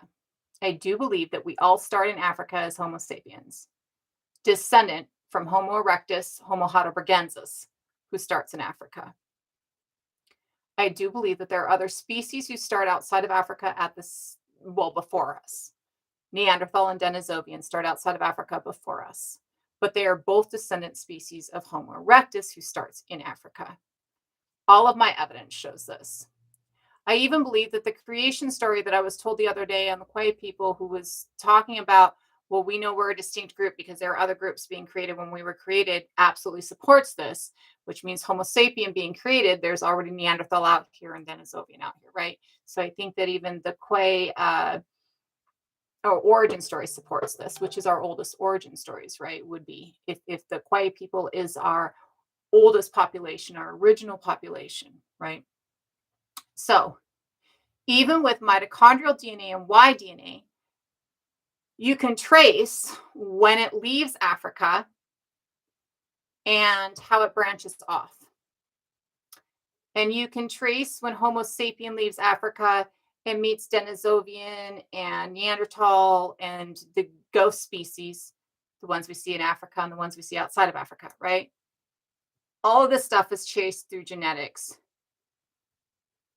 My belief is that we are all starting in Africa as Homo sapien, that Homo heidelbergensis is already speciated into Neanderthal and Denisovian. As we leave Africa, we meet these other groups of human, and these are other groups of human. We mix with these other groups of human. People in Africa mix with 3 other groups of human because we see that in their DNA. They get that Neanderthal DNA that comes back in for everybody except for the 2 populations that mix with those 3 other groups of people, humans, and we move out. Now, we stay in the Levant area for a long period of time because ice is covering everything. But after the ice leaves, we move out. And as it starts to move up upon the Eurasian continent, we start to move out like this. First, we go east because the west isn't open yet. It's still covered with ice. So first we go east, and we see that with Australians being, 70,000 years in their creation, right? Indigenous Australians, right? So as we see them coming over, we can absolutely trace. So out of Africa, people leaving Africa and getting to mix with the Denisovians, because I do believe I think there's one population in Polynesia that we do not see, or in the islands of the South Pacific that we do not see Denisovian DNA, but that's the only population. And I do know that there is another population within the islands of the South Pacific, Papua New Guinea, or a Guinean population that is one of the oldest, right? And when we're looking at that, Myron, You're right. Neanderthal was never in Africa, and Denisovian was never in Africa. And Neanderthal and Denisovian are absolutely groups of mankind. They're absolutely human beings. And I did state that they did speciate outside of Africa. Everybody who's a Homo sapien, though, speciates in Africa. And we are all Homo sapien. We have admixture. We all of us, no matter who you are or where you're from, and it has nothing to do with colonialism, have admixture. Yes, originally. In fact, all species of bird actually originate like from lizards. They all have a common ancestor. So yes. And not all species of birds can breed together, but all Homo sapiens can breed together. What bird? Well, it wasn't a bird again. So, um, so a lizard turns into a bird, and then all of the species of bird from there come in. It's called a last common ancestor. We've talked about this a few times, right? So yeah, and it's not my area of study, so I really couldn't tell you what the name of the bird is, but I do know that they know what all species of bird comes from.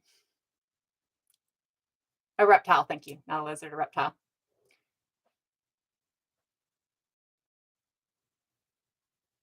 You're right. Yeah, no, that makes sense.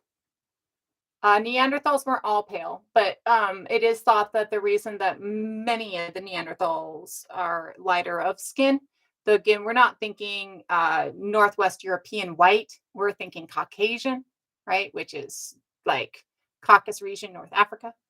So we're not thinking ultralight, right? Do you know what a theory is?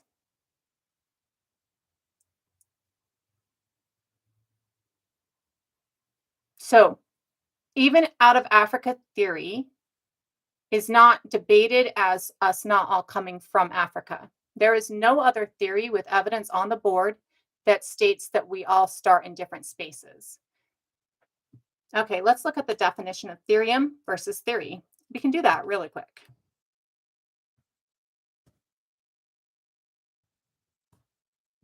Right, scrolling.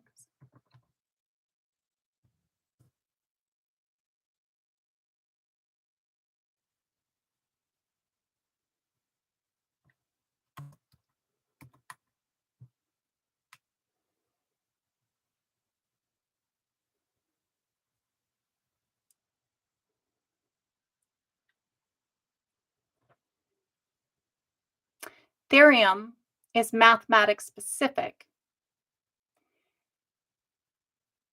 Well-tested hypothesis becomes part of theory.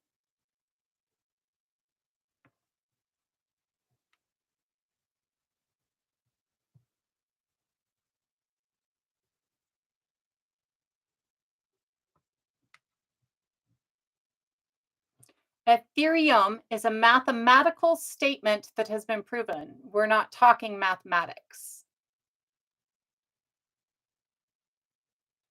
We are talking scientific theory. And as a scientist in this field, degreed in this field, I know what the scientific theory is. And I know how we get to scientific theory. And I know what scientific theory is. Just like everything else, it is fact until it is disproven. But because it is constantly being retested, it can be disproven. Just like we debunked the theory of race, right? But currently, science states on all evidence that this is the fact. You are talking about something that doesn't even have weight in pseudoscience. Like, not even pseudoscience thinks that we didn't all come from Africa. Also, I would like you to explain to me how you can have a baby with any other human being on this planet if you're not the same species. You have to be the same species to be able to breed, period. Two different species can only breed when they have a last common ancestor that is recent, like us with Neanderthals, And in those breedings, they're mostly infertile, like mules being the result of a donkey and a horse, two different species with a recent common ancestor. So to breed and have viable offspring that is fertile, we have to be the same species. To be the same species, we all have to have started together. That's how it is. Like, that's science. Like, there's no debate on any of that in science. None. The debate of the out of Africa theory is not, did we all come from Africa? It's how many times we left. That's the only debate. No one in science believes that we started anywhere else. No one who is legitimately looking at science believes we start anywhere else or that we come in separate spaces. And the reason is we couldn't breed. And we know the original population is the Quay people because they have all the genetic diversity of our species within them. So not only do we know that we're all one species, but we know the group we started from, the originals. Now, again, there are other species of human, Homo neanderthal, Homo denisovian, Homo florensis, Homo naledi, Homo lonzensis, the ghost species in Turtle Island, the ghost species in indigenous Australians. There are absolutely other humans, but they are not Homo sapiens, which is what we are. And we absolutely mix with these other humans. Everybody on the planet has admixture from other species. Everybody, scientifically, DNA, looked at genomes, everybody has admixture. Okay. So even that doesn't give you, hey, babe, even that doesn't give you, we're different species. We're all human. All of those other humans come from one species that came in Africa. Theories are facts. Hypotheses aren't facts. Theories have been proven. They've been tested. They can be disproven, but facts can be disproven. They test the theory of gravity. There's 3 or 4 different theories of gravity, right?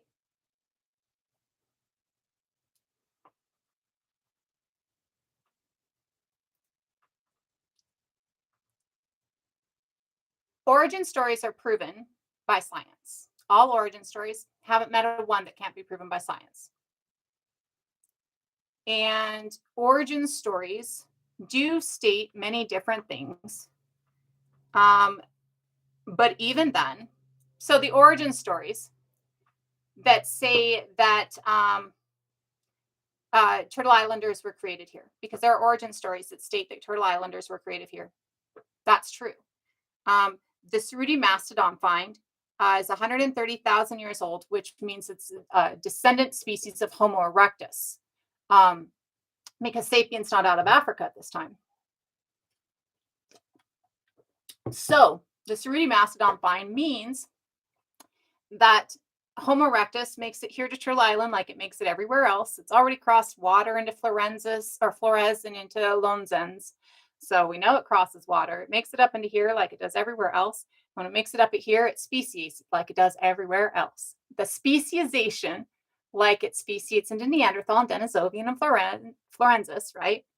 That speciation is the ghost species that we see in Turtle Island or indigenous DNA, which means that when Homo sapien migrates to North America and South America, the Turtle Islands, it meets with that ghost species that's here, or that species that's already here, that is speciated here, like Neanderthal, like Denisovian. And it envelops that species. Most of these species that come from Homo erectus come from low genetic diversity, so their populations are always small. So when Homo sapien arrives to these populations, many times it envelops that population within itself. Neanderthals were like 10,000 people by the time we came along, right? So we envelop them into us. It's not that we replace them. It's that they become us and we become them. Okay.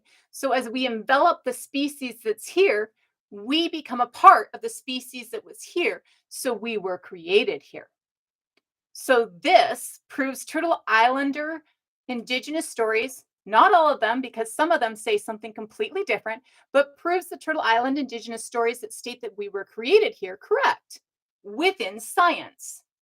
The Quay people, from what I was told, okay, believe that when the Quay people, the original Homo sapiens, are created, the Quay people are created where other people are already around, which is real. Because when Homo sapien starts to speciate from Heidelbergensis, Homo erectus in South Africa, from a wide group of Heidelbergensis, when they're speciating here, Neanderthal already exists here, and Denisovian already exists here. But modern Europeans are Homo sapiens. They're not Neanderthal. There's Neanderthal DNA in pre-colonized Africa. Okay. Neanderthals are not modern Europeans, and modern Europeans are not Neanderthals. In fact, they don't even have the highest percentage of Neanderthal DNA because that's in Asia. Okay. So when we're looking at this, we understand that the creation story from the Quay people is correct. They speciate, and there are already other species of humans. But everybody on the planet today descended from them. Now, that doesn't mean that there's not others out there. No, human is derivative of homo. The original Old Latin for human is homo. That's why we use Homo erectus and Homo sapien. Homo means human, and human traces back to the word homo in its oldest etymology. I love etymology.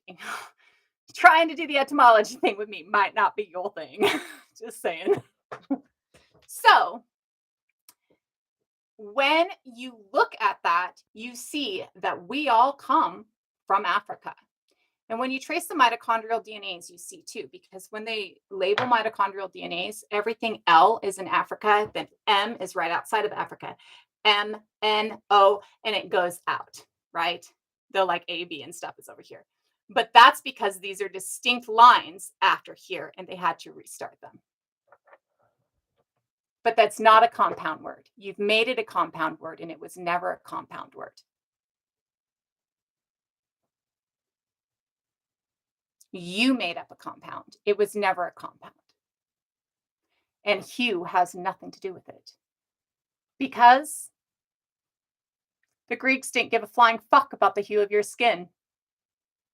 There were dark ass people in Greece and there were light ass people in Greece, and nobody cared. The idea that skin color means something is like 500 years old. Nobody gave a shit before that. It's only after coming to Turtle Islands that people gave a flying what your skin was. So the start of the word human starts way before we get to Turtle Island, starts way before that. So it absolutely has nothing to do with the color of your skin.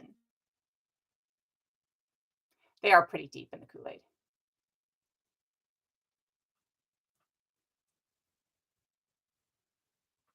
I don't think Stone Age people are smarter than modern sapiens. I think that when we look at it, we see that all of our tools today are built on the back of the tools that they had.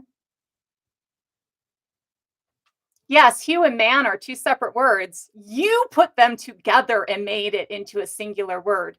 Homo is the origin of the word human.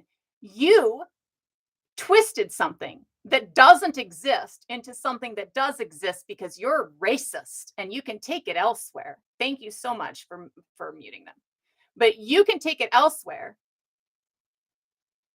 You're making things up now, like legitimately making things up. And you think if I go and look up hue and man, it's going to tell me that human is the same? Boo, no. Boo, no. Take it elsewhere.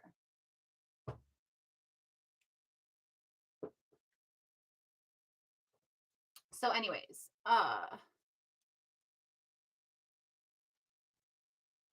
Missy, archaeo Trex? I don't know that word. Oh, the bird. Are you talking about the bird? It could be that bird. I don't know. I'd have to look, but it could be that bird. I know it's a bird that was around during the giant, or not the giant times, the dinosaur times. Like I know that's a bird that was around during the reptilian time of the world, but I don't know what it was. Were Egyptians mostly black? Okay, so I'm gonna do this one and then I'm gonna go. Um, the oldest cemetery along the Nile River is 20,000 years old. About 4,000 years, sorry, 3,000 BCE. So about 5,000 years ago, we see the start of the first dynasty. Most of northern Africa, um, not most of northern Africa, most of the top part of the Nile is actually lighter of skin. Like it's from the Levant region, like it's part of that Levant region. Most of the bottom part of the Nile, what they call the Upper Nile, which is the bottom part of the Nile, is darker. You get like down into Ethiopia and stuff like that, I believe, though my geography sucks. Um, we know that Egypt consists of both of those areas. Again, you get the upper and the lower Nile, right? The combination of the upper and the lower Nile is what creates ancient Kemet. Kemet being the correct name, Egypt is more modern. What creates ancient Kemet is the joining of the northern part of the Nile, or the lower Nile, with the southern part of the Nile, or the upper Nile, which is again in Ethiopia. So this means that the range of color in Egypt of skin goes from pretty light or relatively light, Mediterranean light, to pretty dark, right? Um, in Africa, on the continent of Africa, pre-colonization, you can get all skin tones, all skin tones. Neil deGrasse Tyson absolutely just put out this huge thing on it, actually, where he's talking about, if you're talking about race separating, Africa is where you get everything. And he's right. You get all the genetics in Africa, right? And you can get ultra light to ultra dark, ultra short to ultra tall. You get it all, right? And nowhere is this really more seen than on the Nile, because of the fact that the Nile is such a long space, and the Nile has two different, really equatorial regions within it, right? The Anunnaki is a gods. It's not aliens, and I don't buy it at all. So when we see, in fact, the Anunnaki are the gods that Yahweh belonged to. Anyways, when we're looking at this, you're seeing that ancient Kemet ranges in skin tone. You're also seeing it ranges in hair texture, right? You see that even within the ancient mummies, that there's hair texture ranges, hair color ranges too. There's even like light brown hair seen in some of the ancient mummies. This becomes problematic though at around 2,000 years ago, not 2,000, 1800 BCE, 3,500 years ago. At around 3,500 years ago, this becomes problematic because you start to see outsiders conquering Egypt. And so the pharaonic peoples in Egypt, the ruling class in Egypt, becomes outsiders. It starts with the Levant area. It starts with, I believe, ancient Canaanites. It starts with the Canaanites, right? Which is how, so it comes in and they actually conquer, and they bring their people in, but when they're thrown out, their people stay. And that becomes the Israelites that leave later. Okay. So that's the start of the Israelites and Judaism, right? Because the Canaanites come in and conquer Egypt, it wasn't a two people place, it was a multi people place. So it wasn't like half of us are light and half of us are dark. It's some of us are light and some of us are a little bit darker, and some of us are a little bit darker, and some of us are a little bit darker, and some of us are a little bit darker, and some of us are really dark, right? So it's a range, right? But when you see the outside groups coming in and conquering, you start to see that the ruling class, the noble classes, and therefore the vast majority of your mummies are going to be outsiders. And as that happens, you see really from 3,500 years on, Egypt has not been ruled by actual Egyptians. Kemet, people from Africa stopped ruling Kemet 3,500 years ago. So anything after that in the mummy record becomes problematic. We also see that almost all of these ruling dynasties were very incestuous, um, with the exception of concubines brought from other spaces. So your first and second wife might be your sibling, whereas you might have a Cushite wife as well and a Greek wife as well. And you might be Greek Ptolemaic, right? So you might have two Greek wives and your Greek self, and then another Greek wife and Cushite wife, and let's say a Mesopotamian wife. Okay. So all of your children are going to be half Greek, but one of them is going to be half Cushite. Cush, I believe, is actually Ethiopia. So one of them is going to be half very dark and half very Greek, right? Which isn't even that dark. Greek's like relatively so, uh, or not that light. I mean, Greek's like relatively light. So you're going to see that the ruling dynasty is going to be pretty mixed as you go on, and still be very incestuous and not really have any of it be from Africa.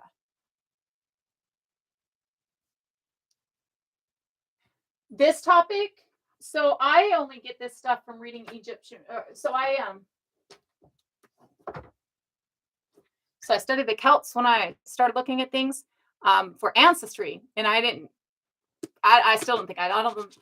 I know I have African ancestry in a couple different parts. I think like West Africa and South Africa. Like when I looked at the genetics, like the DNA stuff, but um, I don't think I have anything in Egypt that I can remember.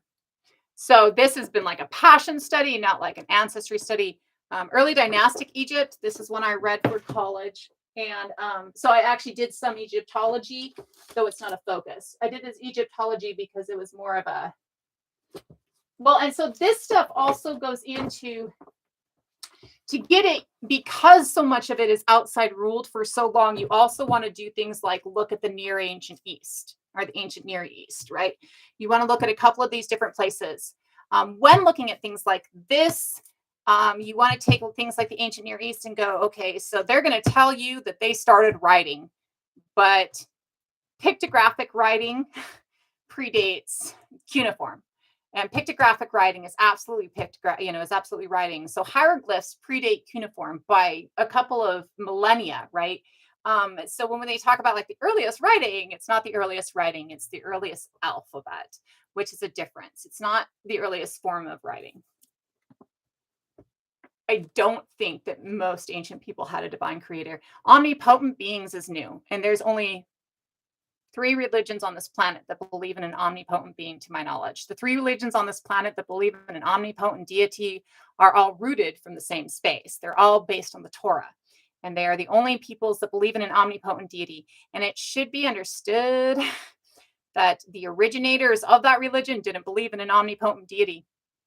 They didn't believe that God was the only God, because again, the Anunnaki are the gods that Yahweh belonged to, and Yahweh, like the Judaic people, weren't the only people. Yahweh, as a member of a pantheon of gods with a wife, Asherah, decides to break off of this pantheon of gods and get jealous and dissolve all the other gods, try and kill off all the other gods and make them not work anymore, and they're no longer gods, right? And he's going to be an only God, and he's going to adopt this group of people. There are other people out there, but he's chosen this group, right? So the whole thing has been perverted anyways. Early on, there was no thought of an omnipotent deity or a singular deity or a monotheic deity, and it's not thought processed that he actually physically created them. But, morphing shit around, right? Of course, I do have a nose ring, and I actually like the pronoun it. Thank you very much. I'm totally down with the pronoun it. I prefer we. That's my preferred pronoun. They, them works. She, he works. Or she and he works. Don't call me she, he, because that sounds really rude and really phobic. But there's several other pronouns that work, but it works for me. I know plenty of people who are crows who use the word it for their pronouns, and I love it. This is another one on ancient Egypt, ancient Near Eastern history and culture. These again are going to go into not just Egypt, but they're going to go into the Near East as well. These are some really good ones on it. Some things that they really don't look into And again, this is where I would state that, you know, stibbling and health. This is a great health. This is a great one. This is the third edition, published in 2018. In the last 3 years, the news we've seen come out of Egypt has been exponential and has changed half this book. That's what Widda is, kind of, but you're welcome to, however it works. How did I get down the theological rabbit hole? Hey, love, how you doing? Somebody asked me. Oh, we were talking about deities. They asked about omnipotent beings, if ancient cultures believed in omnipotent beings, and I was saying that no, it's only really 3 religions on this planet that believe in omnipotent beings, and the religion that starts them all doesn't even believe in an omnipotent being. It's a new thought process. But those are some really good books on Egypt. There's another one here that I was trying to find that I have.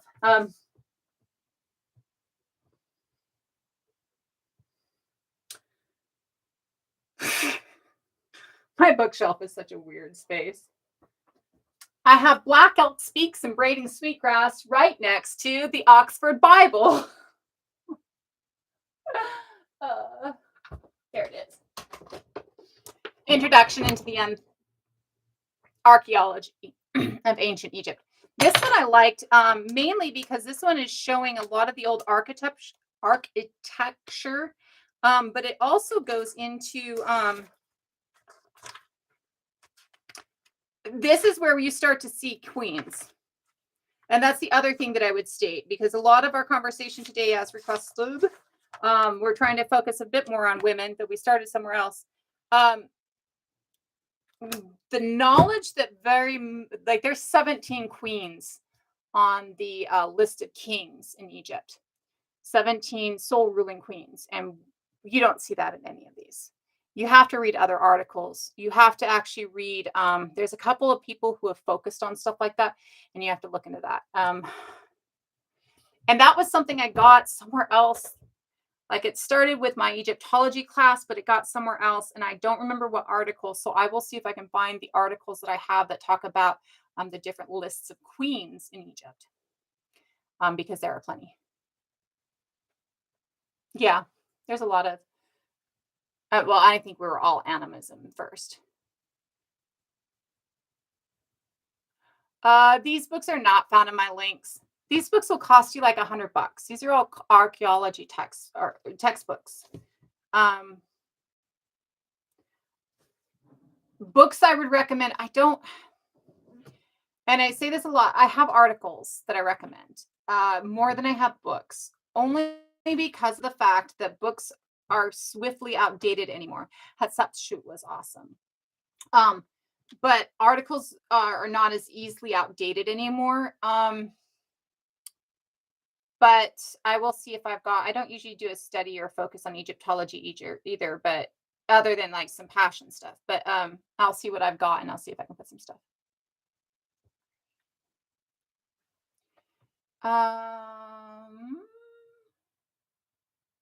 Agrarian agriculture era, right? I think agrarian, though, is specific to Western agriculture. I think it's specific to cultivation.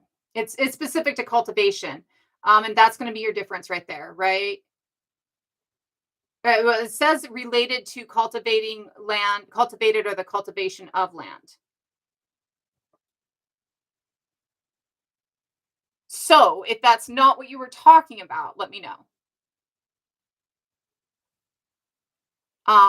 But the difference between agrarian as related to cultivating land, but not in the West.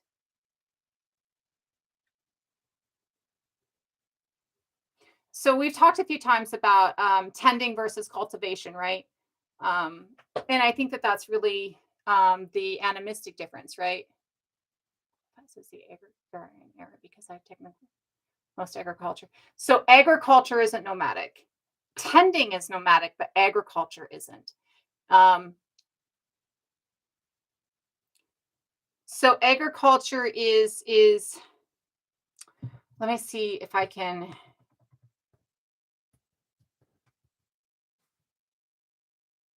make sure that it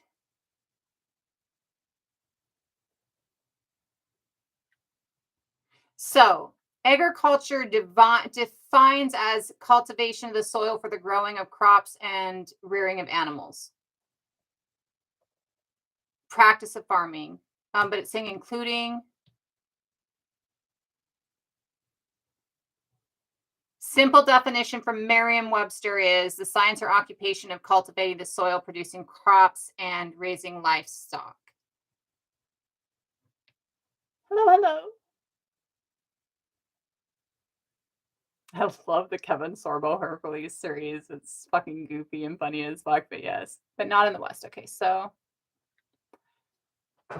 pastoralism.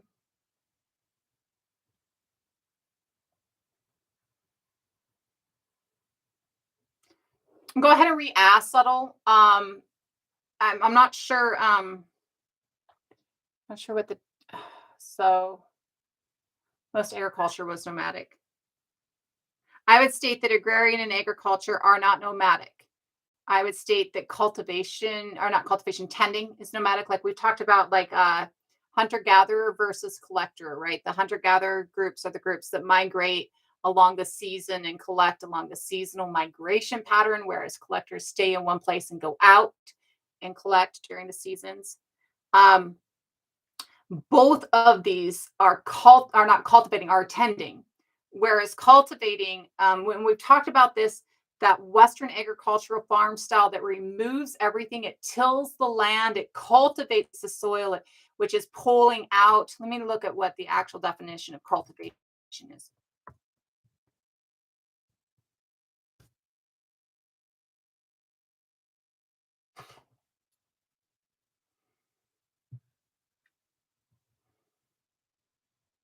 Preparing and use of the land for crops. So, which means that it's that tilling of the soil. It's pulling everything else out. It's getting rid of all the other plants in the area and then putting in, right? So I would state that the agrarian era starts in Mesopotamia. Uh, well, no, I would state that the agrarian area starts along the Nile because I do believe that we see the first cultivation of wheat along the Nile. From what I was reading recently, and I think it's like 15 to 18,000 years ago. So with that, I would state that the agrarian culture starts where we start tending the soil, not tending, cultivating the soil, as in removing everything and replacing it. Whereas nomadic groups aren't doing that, because to remove everything from the soil and then replace it with your thing, you can't leave it. You have to stay there, right? But if you are just tending the environment as you migrate, you don't have to stay there, right? It's that removing the plant from its biome. When you remove it from its biome and you take all the nutrients it has from it, then you have to replace the nutrients on your own self. Whereas if you leave it in its biome, it gets all the nutrients it needs from its biome. So you might just have to prune it a bit as you're moving around, which is harvesting as well as tending, right? So that's where you get, I don't think you see any agrarianism in nomadic cultures. You do see herding in nomadic cultures, but that herding isn't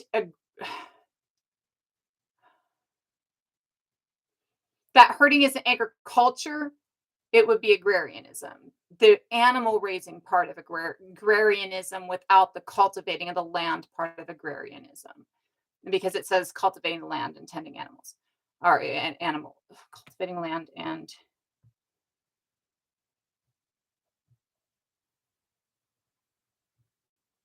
that says cultivating the land. So I guess that might not even be agrarian. So you will see that migrating cultures do have animal herding, or nomadic cultures do have animal herding, but you're not going to see them as agrarian or as agricultural, though they will have tending, not cultivation. Yes. Yes. And the start is going to be in the start of Western farming, which we've talked about a few times, where the start of Western farming comes in, right? Um, so, and really the start of Western farming starts probably, I would say, so my understanding is the first stuff along the Nile, they're not really removing it.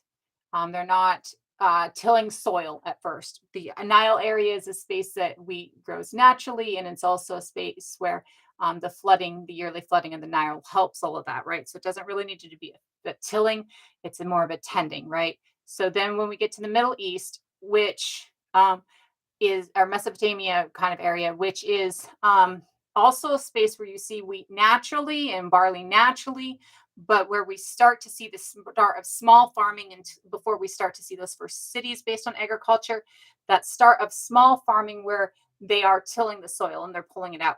So that itself, I believe they're stating is like 12,000 years ago and what I was last reading. So that would mean that agrarianism starts around 12,000 years ago, that agrarianism is Western style agriculture, cultivation. I know that I've used agriculture before when I've talked about like, um, oh, words are escaping me. We've talked about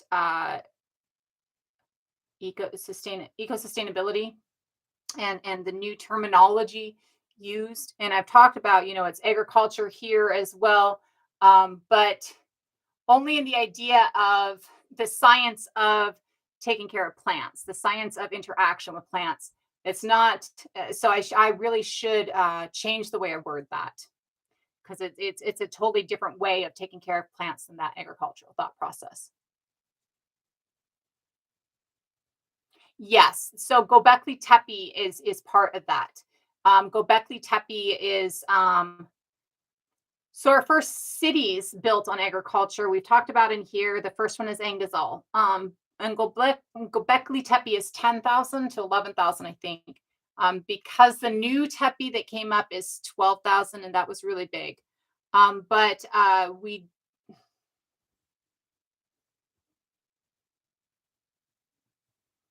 shit. I'm trying to think of what agriculture we see in relation with Gobekli Tepe. I have to go and look at that. I do know in that region, though, we start to see small farms starting at about 12 to 13,000 years ago.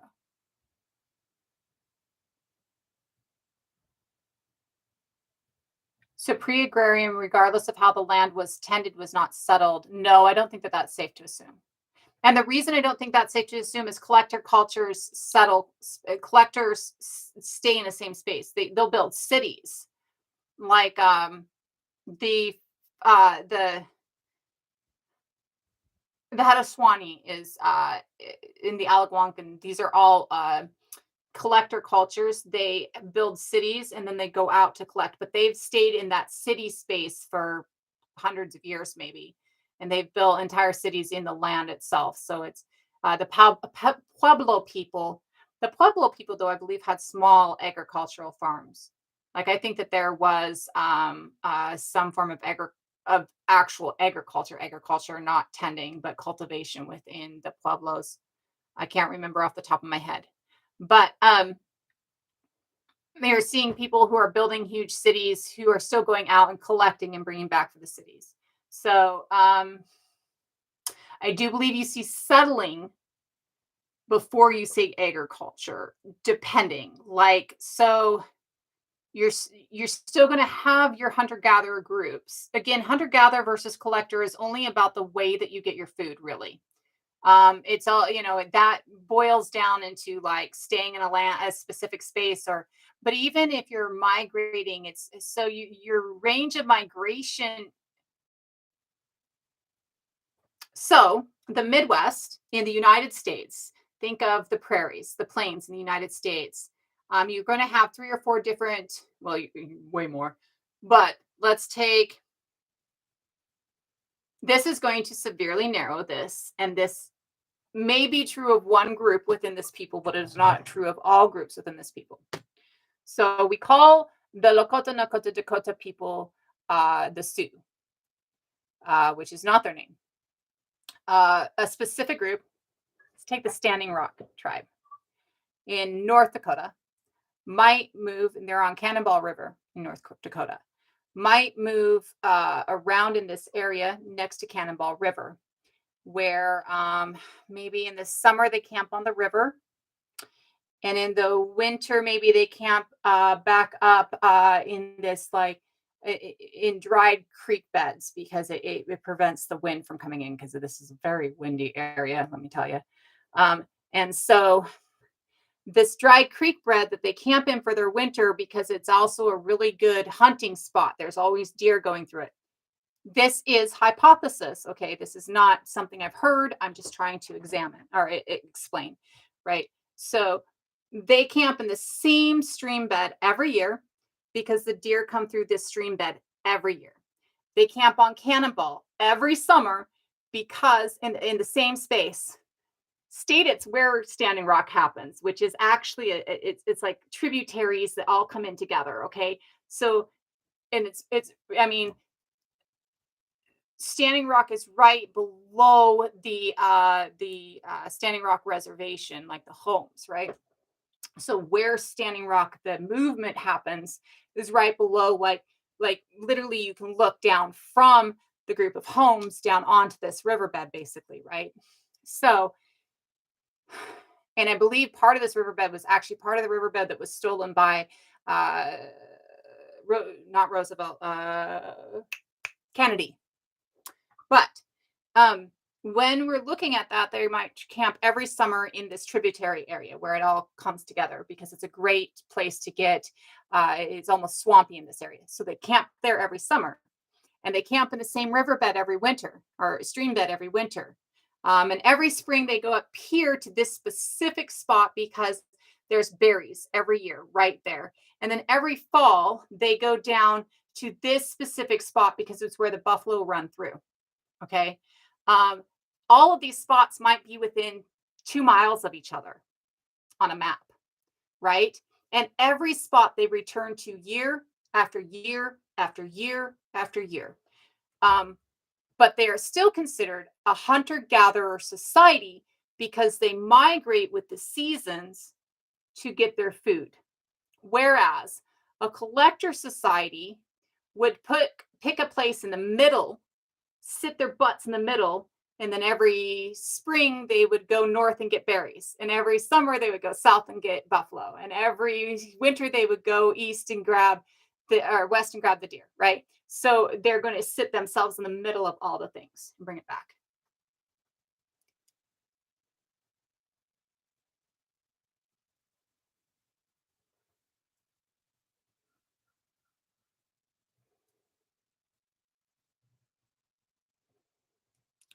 Cultivating plants for medicine. So cultivation itself is at the same time in every space, but we start utilizing plants for medicine with the Neanderthals. We see that as early as the Neanderthals. I'm sure it probably goes back further than that, but we absolutely see it within the Neanderthals.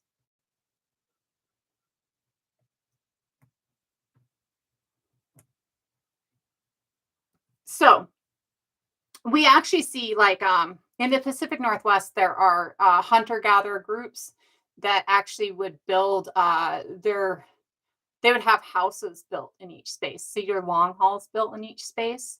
And so they actually return to their house. It's like having a summer house versus a winter house, right? Um, so you can absolutely see the claiming of territory or the claiming of land within a hunter gatherer non settled group, right? You can absolutely see that not being settled, you still have a home every winter and a home every summer that's a built house, right? Um, yeah, I don't think you need agriculture for settle. I do think that you need agriculture for land ownership thought process. Territory is different than possession, right? Um, and I think that the possessive of land ownership comes with, have a great one, comes with comes with that agricultural, that cultivation. But I don't think that we're seeing, I don't think you have to be like, I think you can be settled without it. I think there are ways to settle without it. Um, yeah, like a personal area, like an area that's yours, right? No, I do know it's herbs that they see within the dentition and the teeth. I do not remember off the top of my head. They wrote the herbs in Latin, and I don't remember the Latin of the words. I'm going to go. It's been like 2.5 hours. Um, Subtle, if you have any other questions on it, go ahead and message me. And I'll talk to you about it later on it. I probably won't get to it for the rest of the day because I probably will be ignoring my phone and all socials for the rest of the day so that I can recenter. But if you tend me, or if you hit me up, we can talk about it more. Maybe get it a little bit more feasible and understood, or get to what it is. Like if it's not answering, or if there's something else. Um, I do my own nails. Thank you. This is my latest. Oh, it's not even. Let me see if I can get it to. It doesn't want to get all focusy. Yeah, they're leaves and little things. And I get these 5D, they call them stickers. Gosh, this just really doesn't want to show it very well. No, closer I get, the worse it is. Um, Thank you, thank you, thank you. Oh, awesome. Have a great day, everybody. I will see you guys next week. I did put up a couple videos. I've been trying to put up a couple videos and get some stuff out there. And I haven't really been doing anything else, to be real. I'm kind of vegetating. I've been working on some other internal stuff. Take care, though, and I will see you guys next Wednesday, and there will be more stuff out before then. Have a great one, everybody. And have a great one, everybody. I think you're probably still in here, Missy. Have a good one, Missy.